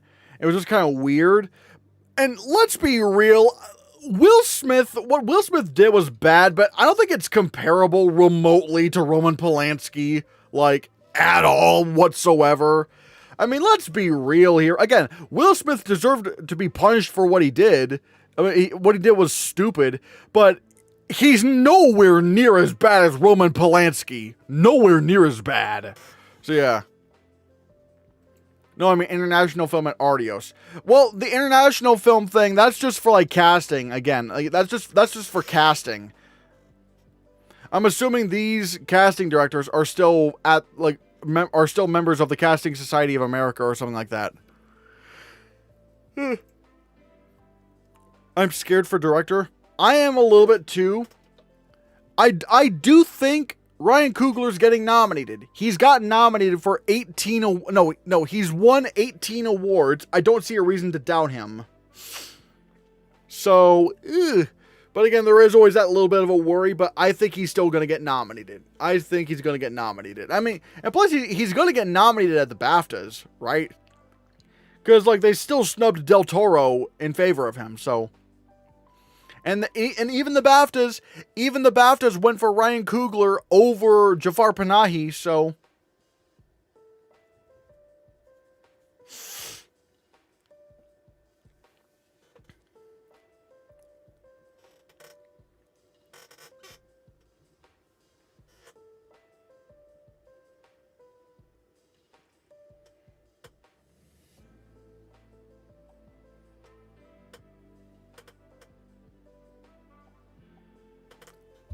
But yeah. What else could I look at? Oh yeah, the Set Decorators Society of America Awards. I don't know why they have a Best Picture here. Maybe this is a mistake, but yeah. Achievement in design of a contemporary feature film. Begonia, F1, Jay Kelly, One Battle After Another, Wake Up Dead Man. Best achievement in design of a period feature film. Downton Abbey, Hamnet, Murder Supreme, Sinners, Springsteen. Achievement in design of a fantasy or science fiction film. Avatar, Fire and Ash, Fantastic Four, First Steps, Frankenstein, How to Train a Dragon, and Superman. Which is interesting because, achievement in decor design of a comedy or musical feature film. Freakier Friday, Kiss of the Spider-Woman, Phoenician Scheme, Roofman, Wicked for Good. Again, that's kind of cool and interesting to think about.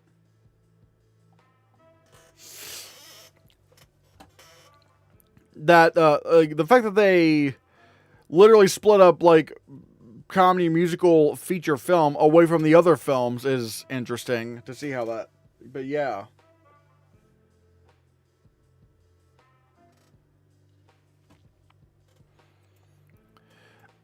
Wait. I could see a world where Josh Safdie gets a surprise nomination. Pipe dream, I know, but I would love to see it. I mean, I don't know if it's really much of a surprise, because like he's kind of like people are expecting him. I think the shock is going to be like he misses, because most people are predicting Josh Safdie gets in. BAFTAs have never been kind to black men. Denzel and Morgan Freeman have never been nominated there. Mahershala Ali lost there for Moonlight. Even Jordan Peele didn't get a director nom. Sure, but when you look at but the problem is when you look at the director long lists, it's like, I feel like the way it's formatted, it's like Ryan Coogler would have to get nominated, because who's the alternative? Because you got Begonia Yorgos Lanthimos, Hamnet Chloe Zhao, Marty Supreme, Josh Safdie, One Battle After Another, Paul Thomas Henderson, Sentimental Value, Joaquin Trier, and Sinners, Ryan Coogler. It's like, who else could possibly get in for Best Director at the BAFTAs? Because, like, none of the other films really seem to be as strong. That's the problem there. So, like, Ryan Coogler's going to get... The fact... And again, they did Ryan Coogler in director over Guillermo del Toro and Jafar Panahi. That's the thing. It's like they still went out of their way to nominate him. Actually, Set Decorators Guild Awards did the Set Decorators Guild did award a Best Picture for the last 2 years. The winners were Poor Things and The Complete Unknown. Oh.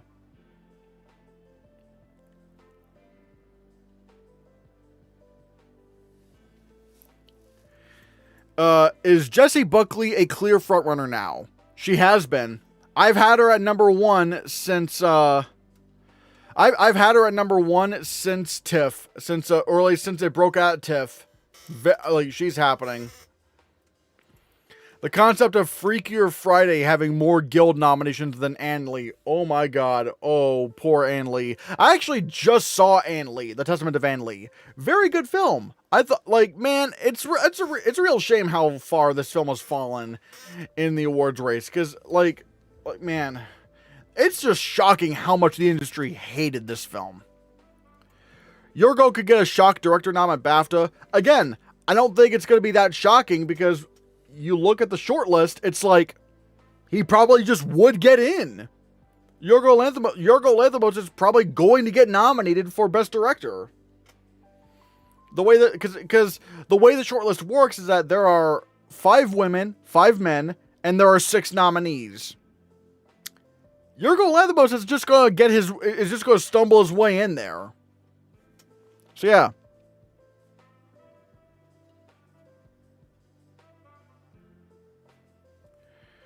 So does Amy Madigan still have a chance? Yes. I did cave, and I did put Amy Madigan in supporting actress, because she did win the Critics' Choice Award. Now, granted, she didn't win the Golden Globe, which is interesting, but she did win Critics' Choice, which is pretty significant.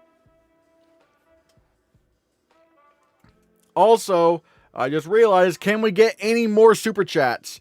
We are 19 minutes away from the goal ending. Can we get 8 more super chats? Can we get any super chats? Let's see if we can do that. I want to see if we can hit that goal. Can we hit that 10 super chat goal? We'll see.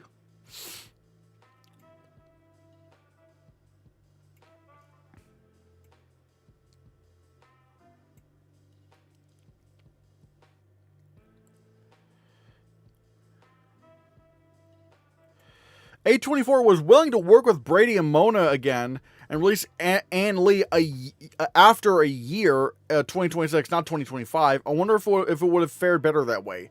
I don't know, because it wouldn't have... I get why, but it's like, you know, they didn't really, like... I think the thing was, like, Brady Corbet and Mona Fastfall didn't want this to become like Sing Sing, where that film just, like, like where they released it where A24 released that the next year, and it ultimately did not get into Best Picture because there was just not enough passion for the film. And I feel like a lot of that buzz from the fall festivals just wasn't able to carry over to the next year. Same thing happened with The Life of Chuck. It won the People's Choice Award, but because they sent it out to the next year, released it the next year, that was Neon that did it. It's like they the Fall Fest hype that it had was kind of gone. Amy Madigan's not winning. I don't believe she is either.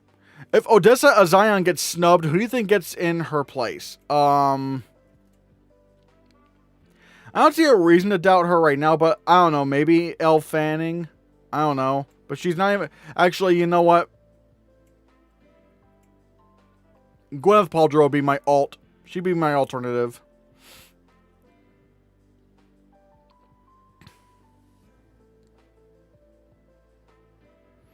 Actually, I'll probably even put Emily Watson in over Emily Blunt. Actually, wait, I just realized. Is Emily Watson in supporting actress?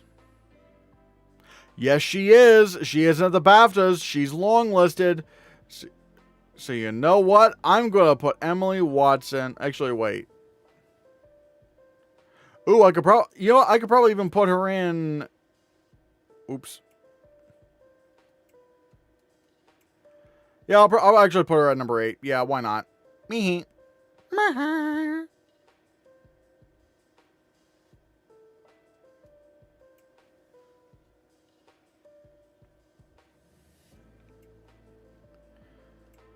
Hey, Hannahcast. Hello, Joey Herrera. I know. I don't. It's not going to happen. I don't know what that means. I want Odessa Azion to win. I have not seen Marty Supreme.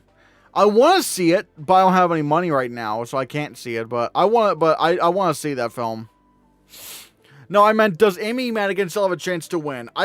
Unless the film miraculously gets into Best Picture, no. But I don't think she is I don't think Weapons is getting into Best Picture. And the fact that she couldn't even win the Globe, it's like she's already weaker than, Angela Bassett in Black Panther Wakanda Forever. So, no, I don't think she's happening.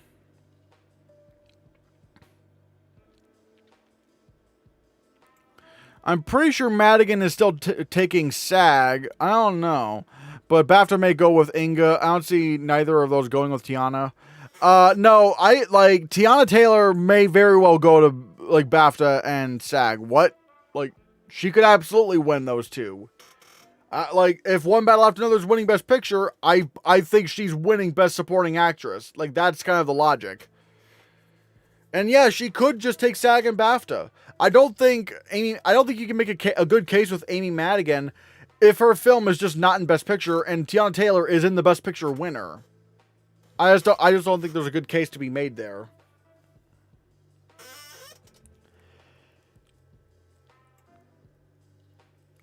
And even if Amy Madigan took SAG, then whoever's winning BAFTA is winning the Oscar, because I don't think Amy Madigan would be winning. So yeah. SAG is going Tiana. This made-up controversy will not affect her. I mean, she does have a legitimate controversy with still supporting Kanye West, which is a little bit concerning. Why she's still friends with him, I don't understand. But the whole thing about her character, it's I don't like that. I feel like there are legitimate things you could criticize about Tiana Taylor, but people are looking at the wrong things to criticize her over. It's but people are gonna be stupid that way. People will always choose straw man arguments over legitimate concerns. But hey, that's just how the cookie crumbles. Madigan always just felt like a Critics' Choice thing to me. In hindsight, kind of, yeah, maybe. Yeah, but it's Hollywood. Unless it affects them and the image and their image, it won't matter. Yeah. You know what the weird thing is? I feel very secure in this 20 for the acting categories, even though I'm very sure there's going to be some sort of shakeup. But I can't predict that shakeup to happen. I just don't know what to do. It's I'm seeing a lot of people predict this like this 20 in like actress, actor, supporting actress, supporting actor. Ooh. What Tiana controversy? Okay, there's two different ones. There's one that's stupid. Like, okay, there's one that's legitimate, where she says that she's still friends with Kanye West, despite the fact that he's said some very racist, anti-Semitic stuff, and even like wore a actual like Klan outfit, and she's still friends with him. And it's like, why? Come on, don't do that, man. But that's a legitimate thing you could criticize her over. But the thing that people are just latching onto are saying, oh, her character is so unlikable in this film. It's like, she's so irredeemable. Why are people liking this character? It's like, really? That's the thing you're concerned about? Really? Like, who cares? Her character, yeah, her character is flawed. I don't even like the movie, and I got what the character was about. So it's like,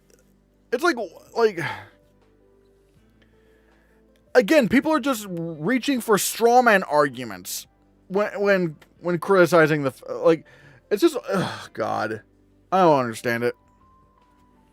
Do you have F1 in editing? No, I do not, because I do not have F1 in Best Picture.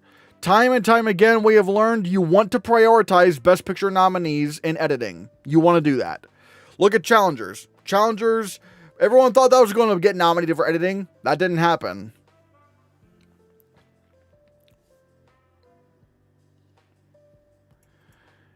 Yes, because Hans Landa is a very good fellow. Exactly. Or the Joker in either The Dark Knight or the movie Joker. It's like, guy, granted, I'm not saying Tiana Taylor's character in the movie is a villain. I'm not saying she's like that bad or whatever. It's like, but I think the whole point of that character, again, this is coming from someone who did not like one battle after another. The whole point of that character is that she's flawed. I mean, like you see where she's coming from, but she is flawed. And that's fine. But it's like people are trying to make her out to be like some sort of witch in the movie. I'm just like, what? And again, there are legitimate things you can criticize about Tiana Taylor, but this isn't one. Even though, why are they criticizing Tiana Taylor for specifically this character? It's like, what? Stephen Maroney edited F1, and yeah. Lee Smith edited Dark Phoenix. Like. I could go on about, I'm just not comfortable in predicting a non-Best Picture film for editing. I just can't do it. Like, even The Brutalist, which only got nominated at Critics' Choice, even The Brutalist managed to get in at the Oscars, despite no Best Picture, despite that, yeah. And also Wicked for Good. No, not Wicked for Good. The first Wicked, not even getting into Critics' Choice, not shortlisted at BAFTA. Hell, even The Brutalist wasn't shortlisted at BAFTA for editing. They still went for those films because they were in Best Picture. I just can't do it. I think F1's getting the Best Picture instead of Begonia. I disagree wholeheartedly. There's no reason to doubt Begonia. There is zero precedent to doubt Begonia. No reason to doubt Begonia. It has literally everything. It has Golden Globe. It has Critics' Choice. It has PGA. It overperformed at SAG nominations. It got longlisted at BAFTA for Best Film and longlisted for a ton of other categories. There's no reason to doubt Begonia in Best Picture now. It's locked in. It is locked. There's no way it's not getting nominated for Best Picture. It is just in. It is just in right now. I think F1 is getting into... Oh, by the way, hi, movie guy. Everyone say hi to movie guy. Hi, movie guy. Hi. I think F1's getting into Best Picture instead of The Secret Agent. The problem is I just can't do F1. I just can't do F1 in Best Picture because it is a blockbuster with lone PGA. That has never worked out. That just does not work out in the favor of blockbusters. Because look what happened with Black Panther: Wakanda Forever, Wonder Woman, and hell, even movies that didn't have lone PGA, like Deadpool, which got a Golden Globe nomination, but that still missed the Oscar for Best Picture. It's just like, it's very easy to spot the films not getting into the Oscars for Best Picture if they're like a big blockbuster and have no other Best Picture precursors. I just can't do F1. I just can't do it.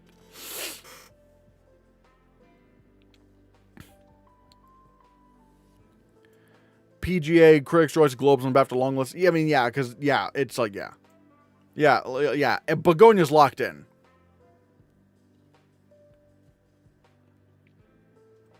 I find it funny that Anne V. Coates, who won an Oscar for her excellent job in Lawrence of Arabia, also did the editing for 50 Shades of Grey. Yeah, that's kind of funny. Is Movie Guy a prominent Oscar pundit? Well, Movie Guy is a prominent member of the channel. Movie Guy is like is a prominent commenter here. We love Movie Guy. We love Movie Guy. Hey. Yeah, Begonia's locked. Yeah, absolutely. Like, there's no way Begonia misses Best Picture now. There's no way. It would be weird if it happened. The Secret Agent is stronger than Accident. Maybe. And Movie Guy loves Hannahcast too. Aww. Secret Agent could be stronger than we thought. If it lands cinematography and editing, that's going to be amazing. No, Secret Agent can't get into cinematography because it's not shortlisted for cinematography. The Oscars now have a shortlist for editing, and Secret Agent did not get in the shortlist, to my knowledge. I don't think it did. Let's look at the Oscar shortlists, shall we? Yeah, the cinematography shortlist. You have to pick 5 of these films. Ballad of a Small Player, Begonia, Die My Love, F1, Frankenstein, Hamnet, Marty Supreme, Nouvelle Vogue, One Battle After Another, Sentimental Value, Sinners, Surratt, Song Sung Blue, Sound of Falling, Train Dreams, and Wicked for Good. That's the shortlist for cinematography this year. Oops.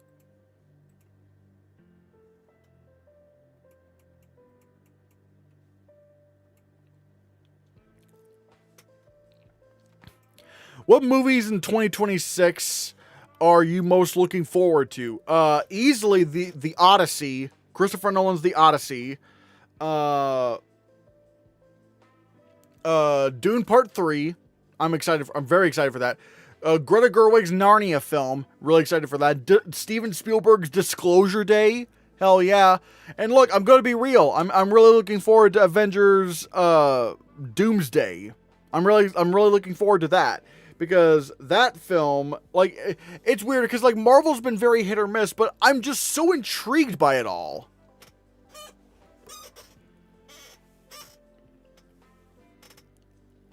So, yeah.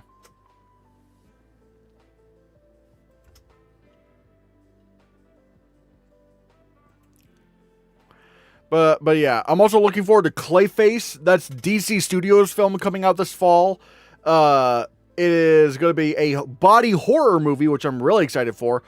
But yeah, I'm looking forward to a lot of stuff. Oh my God, we have less than 5 minutes away. We are less than 5 minutes away from the we are less than 5 minutes away from the goal ending. Can we get any more super chats? Can we reach any more super chats? Or hell, because again, in case anyone knows, if you want to help support the channel, we got memberships going on. If you want to become a member, we have a lot of cool perks, including badges, emojis, members only videos, members shoutouts at the end of my videos, early access to a few videos, members only live chats. I'm gonna do a members only stream this upcoming Monday, so be on the lookout for that. Members only Discord access, and not only that, but if you want to support us in other ways, we also have the super chat option for these live streams. That really helps us. Or if you just want to go directly to Ko-Fi or the PayPal link in the description and send a tip that way, that would definitely help us, especially in terms of food and stuff. So all that really goes a long way. So consider helping. So yeah, consider supporting the channel. It means a lot. Anyways. But yeah, Secret Agent is coming on very strong, and I'm predicting Philo for director. I agree. Actually, His last name is actually Mendoza, not Philo, because uh, from what I was told, Mendoza is is actually his last name. Philo is more like the Portuguese equivalent of Junior. So in English, his name would basically be Kleber Mendoza Jr. But so Philo is not his last name. It is Mendoza. Mendoza is his Mendonça, I should say. Mendonça. That is his last name. Which Brazilian film do you like more? I'm Still Here or The Secret Agent? I'm still thinking about that, actually. I'm not sure. I do really like both of them. I'm Still Here is a little bit because it's weird, because I'm Still Here does give you more of the feels and stuff, but The Secret Agent really kind of is more of a slow burn, so it's kind of hard to say.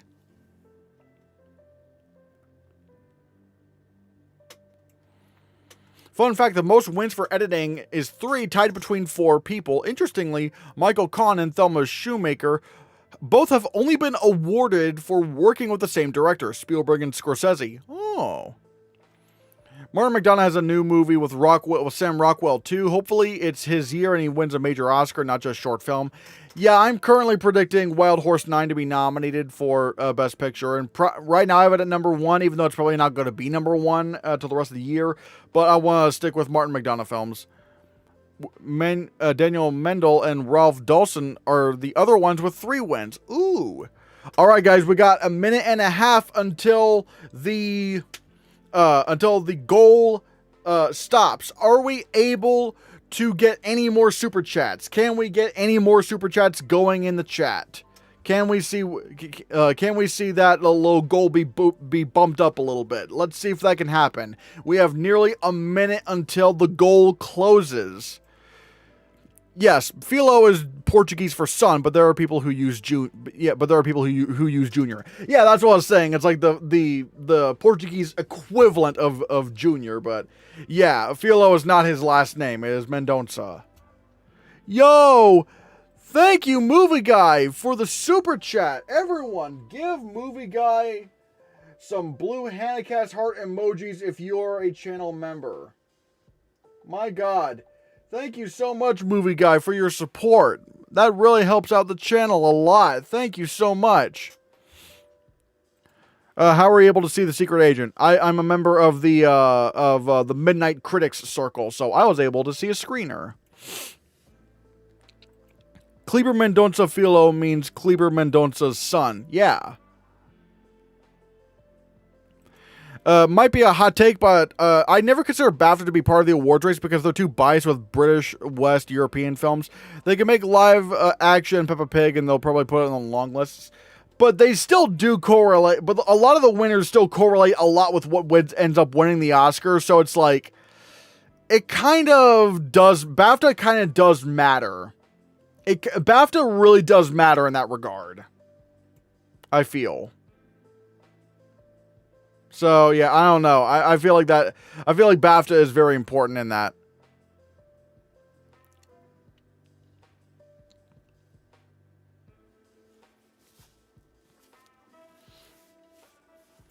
Shoemaker won for Raging Bull, The Aviator, and The Departed. Ooh.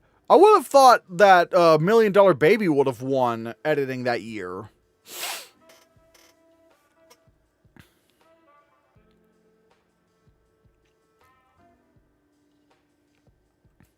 Michael Kahn for Raiders of the Lost Ark, Schindler's List, and Saving Private Ryan. Ooh.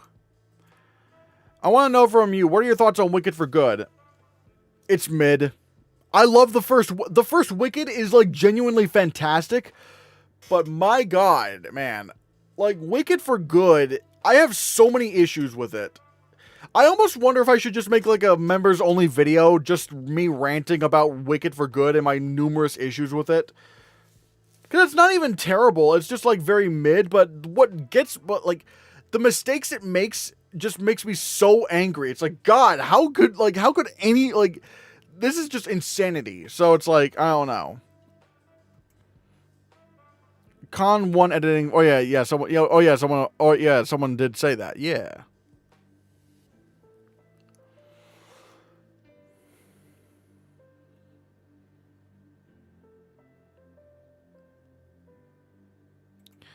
Daniel Mandel won for Pride of the Yankees, Sam Wood. The Best Years of Our Lives, William Wyler. And The Apartment, Billy Wilder. Ooh.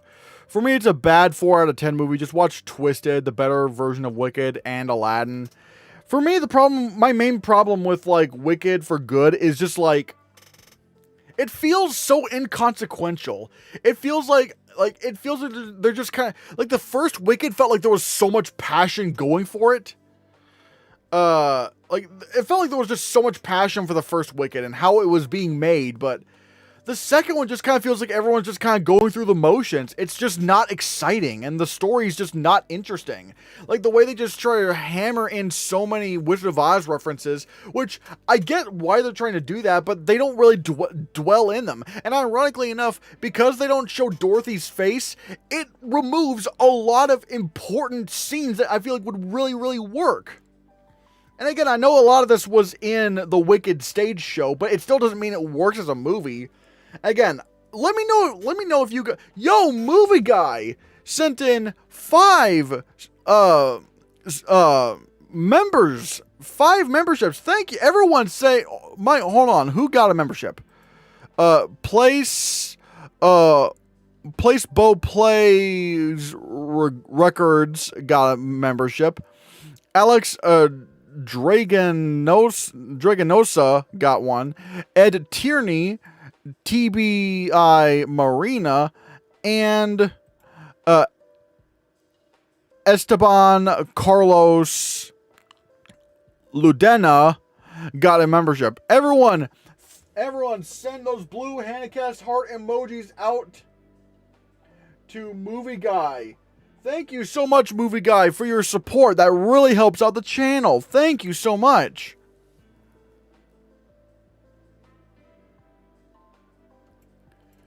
Like, yeah. What's frying me is that they shoot them at the same time. How couldn't they see the huge quality drop while shooting? I'm pretty sure they did. It's just there was nothing really they could do about it. I'm willing to bet the studio just would not let them change anything. It's just like the second Wicked just feel, again, it's just so weak on story, and it doesn't even have the spectacle of the first film. It just doesn't. Wicked for Good is being mid for you really made me love it. Something about this one hit me hard emotionally. It's a typical Act 2 problem. Act 2 is 45 minutes while the film had to build it. It's weird. It's like it feels both. Again, I might let me know if you want me to do a members only video where I just complain about Wicked for Good. And I just talk about my criticisms of the film, because I have numerous reasons why I feel like this one just doesn't work. And it just feels like it's simultaneously too bloated and also not delved in enough. Like, they don't delve in enough into the actual emotions of it all. Like with the Wizard of Oz references, you know, they both feel shoehorned in, but also feel like they're so important to where but yet they don't go into them. It's just, they're kind of sprinkling them in there. It's just, hot take. I liked Wicked for Good better than Sinners and One Battle After Another. Maybe I liked Wicked for Good better than One Battle After Another. Maybe. Do it. All right, maybe I might do it. Maybe like when it's not so busy during award season, I might just do a video where I'm just kind of sitting here and just kind of ranting to the camera about like why Wicked for Good just did not work for me. What snacks do you eat while watching movies? Do you like butter popcorn, candy, or soda? Well, I usually don't get snacks because I don't have the money to get the snacks. But popcorn I generally like, so yeah. But it's also just like theater food is so expensive, man. It's so expensive. I'm going to bed. It's 1:30 in the morning. Enjoy the stream. Everyone say, bye, random guy from the internet. Bye. Bye, random guy from the internet.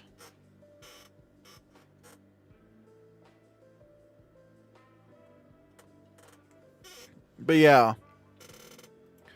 I respect your opinion. Me and my friends loved it. It's a different for everyone. Yeah, I get that. Thank you for at least understanding. Are you excited for the Mario Galaxy movie? Not really, because I thought the first Mario movie was kind of mid. It's just another Illumination movie.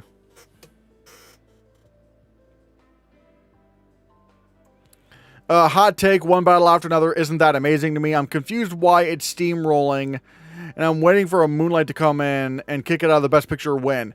Hopefully that's Sinners. Hopefully. Yeah. Oh, yeah, there's the bye. I cringe as a black woman at some of the dialogue. I mean, obviously, I'm not black, so I can't really speak to that. So I'm just gonna let you say your thing, because if you couldn't tell, I'm extremely white. So I can't. All I could say is yeah. Gee, I'm so sorry. Hopefully the super chats and gifted subs you got today helps you afford treats in the next theater outing. I always get a large butter popcorn. I mean, the problem is I probably am not I haven't even been able to get to the theater really in a while now, and even then it's like the super chats are going to help for February money, but in terms of what I'm getting now. It doesn't come to me immediately. If the more immediate money would be the Ko-Fi or the PayPal link in the description, that is some stuff, because I really want to see Marty Supreme. I really do want to see Marty Supreme, but I've just not been able to see it, because of money issues. So, I do want to see that, but I just not been able to see that due to cost. But yeah. Thanks, Hannahcast, for all the lives. Hey, thank you, Red Spice. I hope to continue doing more. I mean, it's certainly working out for me, so hey. One battle after another was mid. Let sentimental value. Let go sentimental value. Are you saying let sentimental value win? I mean, I like sentimental value, but I don't want that winning Best Picture. I mean, I wouldn't even nominate it for Best Picture. Why can't we have Sinners win? Let's let Sinners win Best Picture. Begonia for Best Picture? Oh, okay. I would not mind that. I mean, I'd still prefer Sinners, but I wouldn't be object to that. Sinners feels more like an Everything Everywhere All at Once, where it blanked at Golden Globes, BAFTAs, and cleaned up at Critics' Choice. Well, Everything Everywhere All at Once didn't really blank at the Golden Globes. It still got a couple of wins with the comedy musical actress and supporting actor.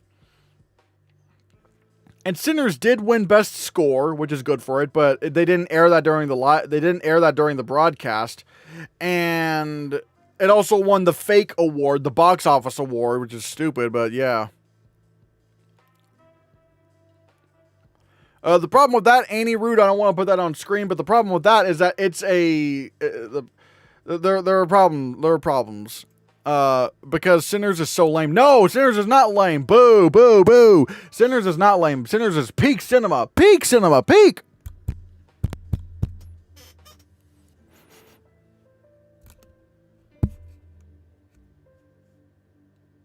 But yeah.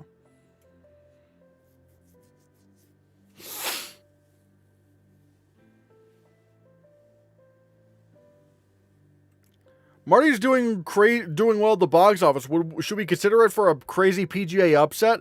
I mean, let's be real here. They don't I don't think PGA just gives awards to movies just because they made money. I mean, just because they were box office successes. I mean, come on. I mean, yeah, in terms of nominations, it helps, but it's in terms of the wins, I mean, Coda wasn't making any box office at all. What?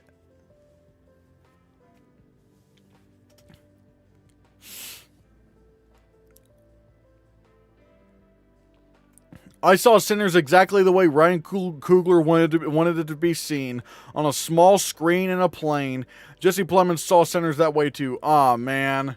I wish I had a 70mm IMAX theater near me, or just any IMAX theater near me, but sadly, I don't have one.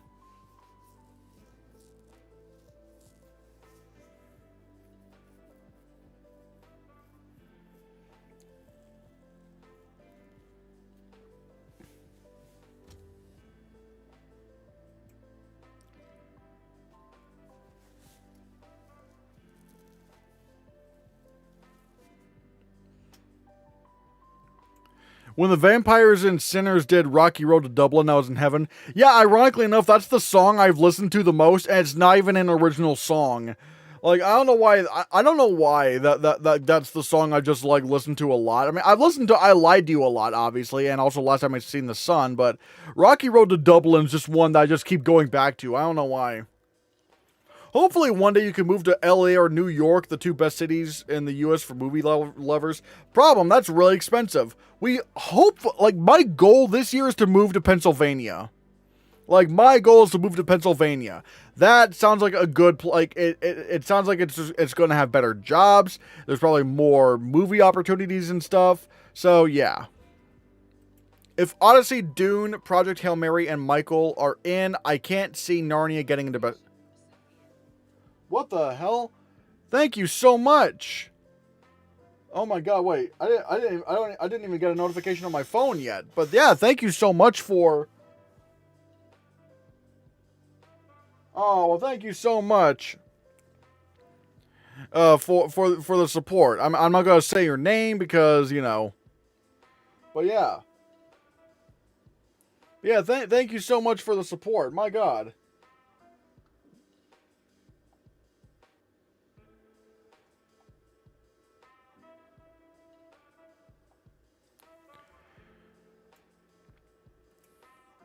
Oh, by the way, everyone put those blue heart. By the way, for whoever that was, because again, I don't want to dox this person's name.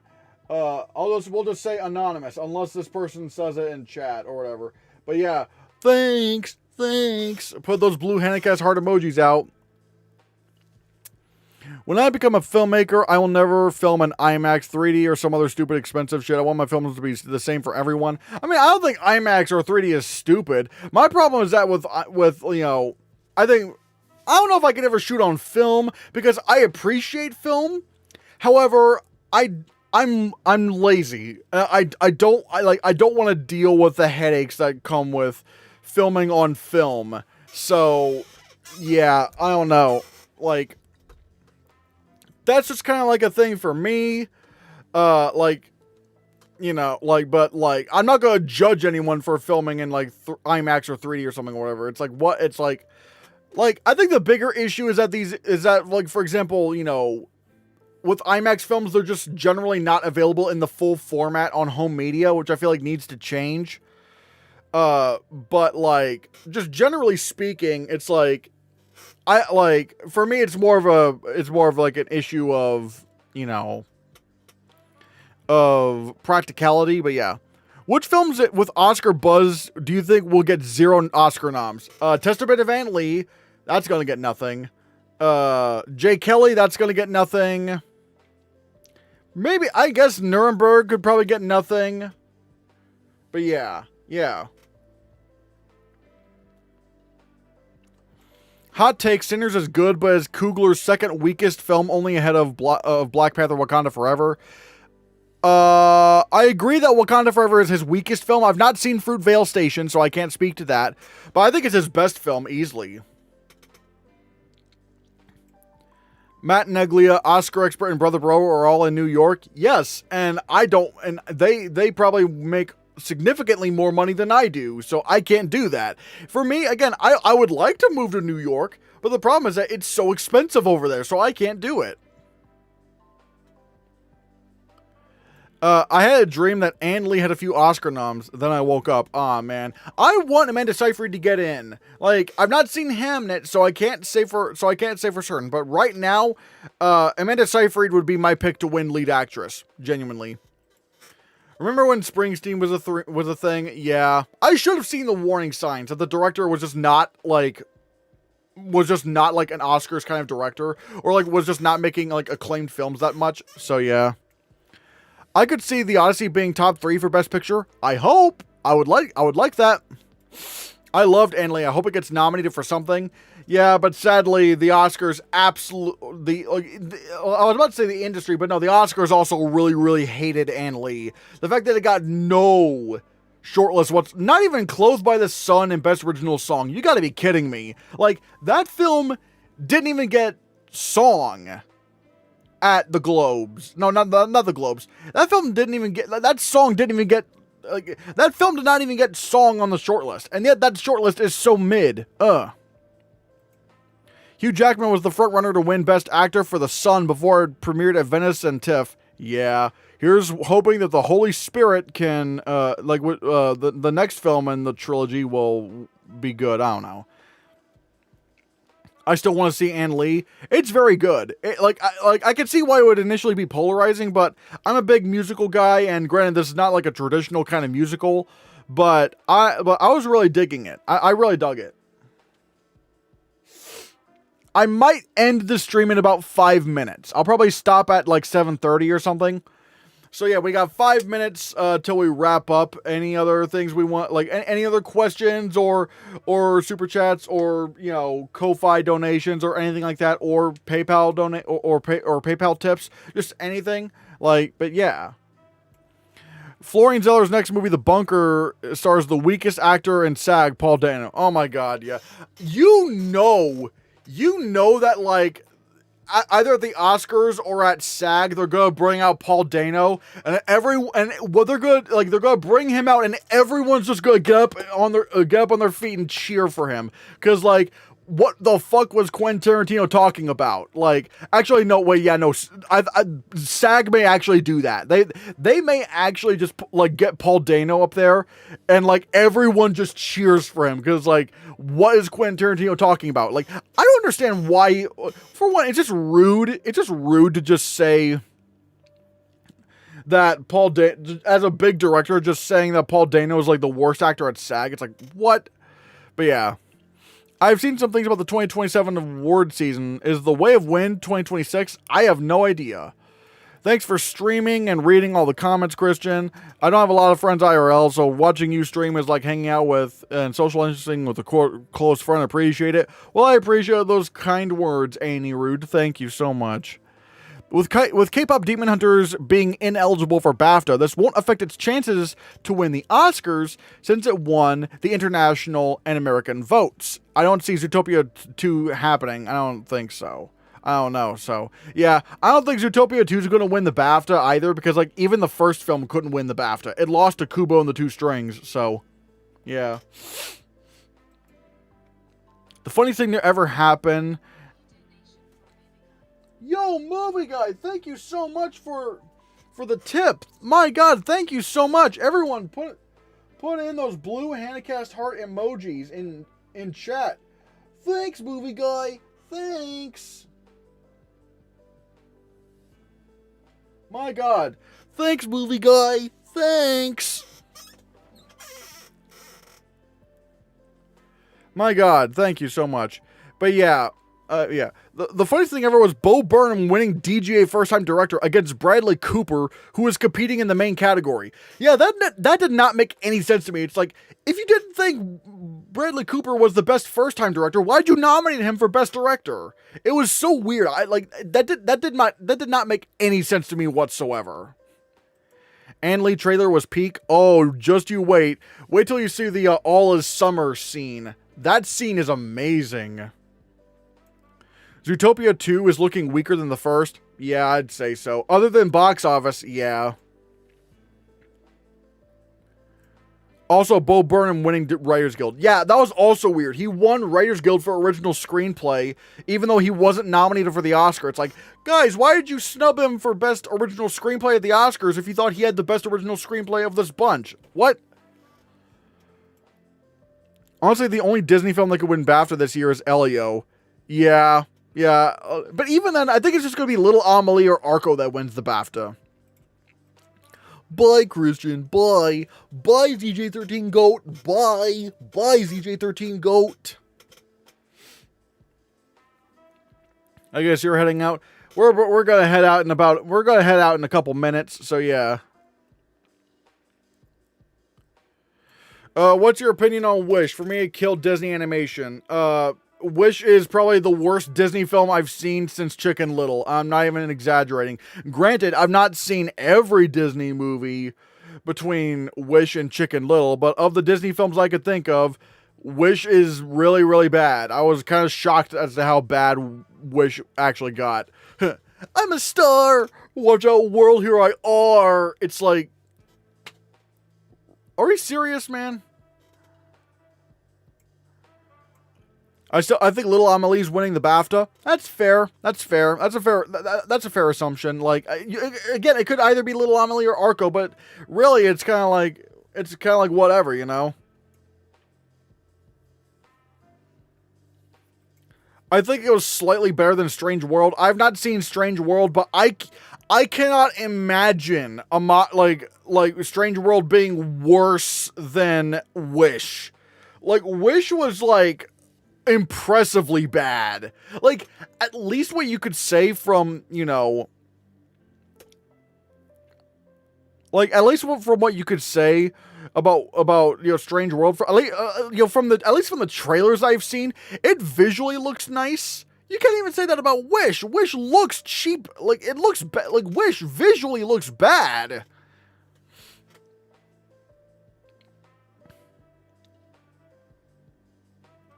Wish is annoying bad. Strange World is boring bad. I don't know. I still feel like I'd probably be able to find more good things in Strange World than Wish, but I still haven't seen Encanto. Encanto's great. I really like Encanto.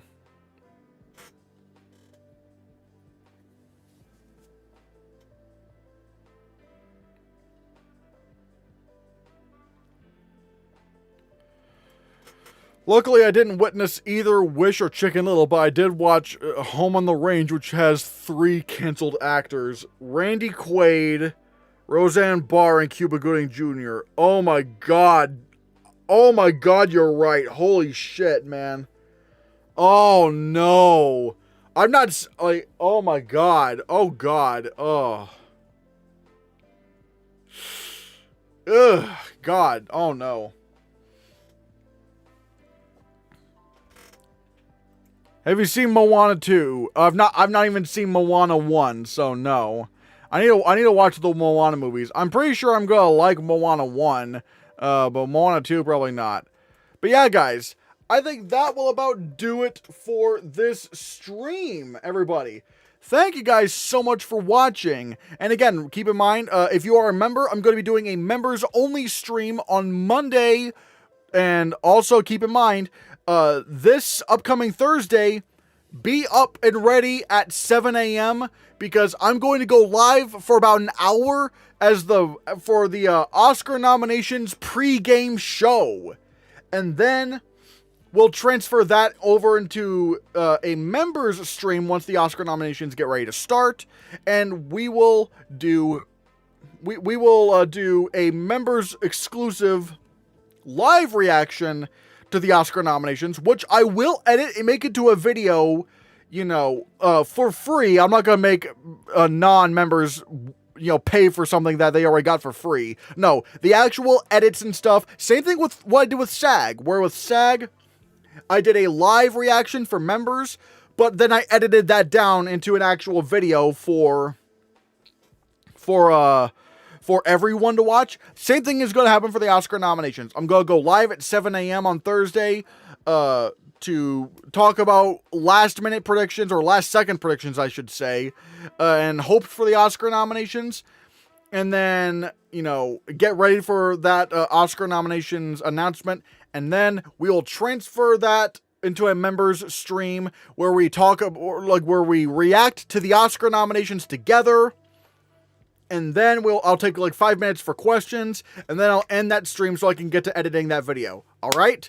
Cool. Thank you guys so much for watching, and thank you guys so much for your support, whether it's through the memberships, the super chats, or just the Ko-Fi stuff in general. All of it really helps, so thank you so much. And be sure you hit that subscribe button, because if you don't,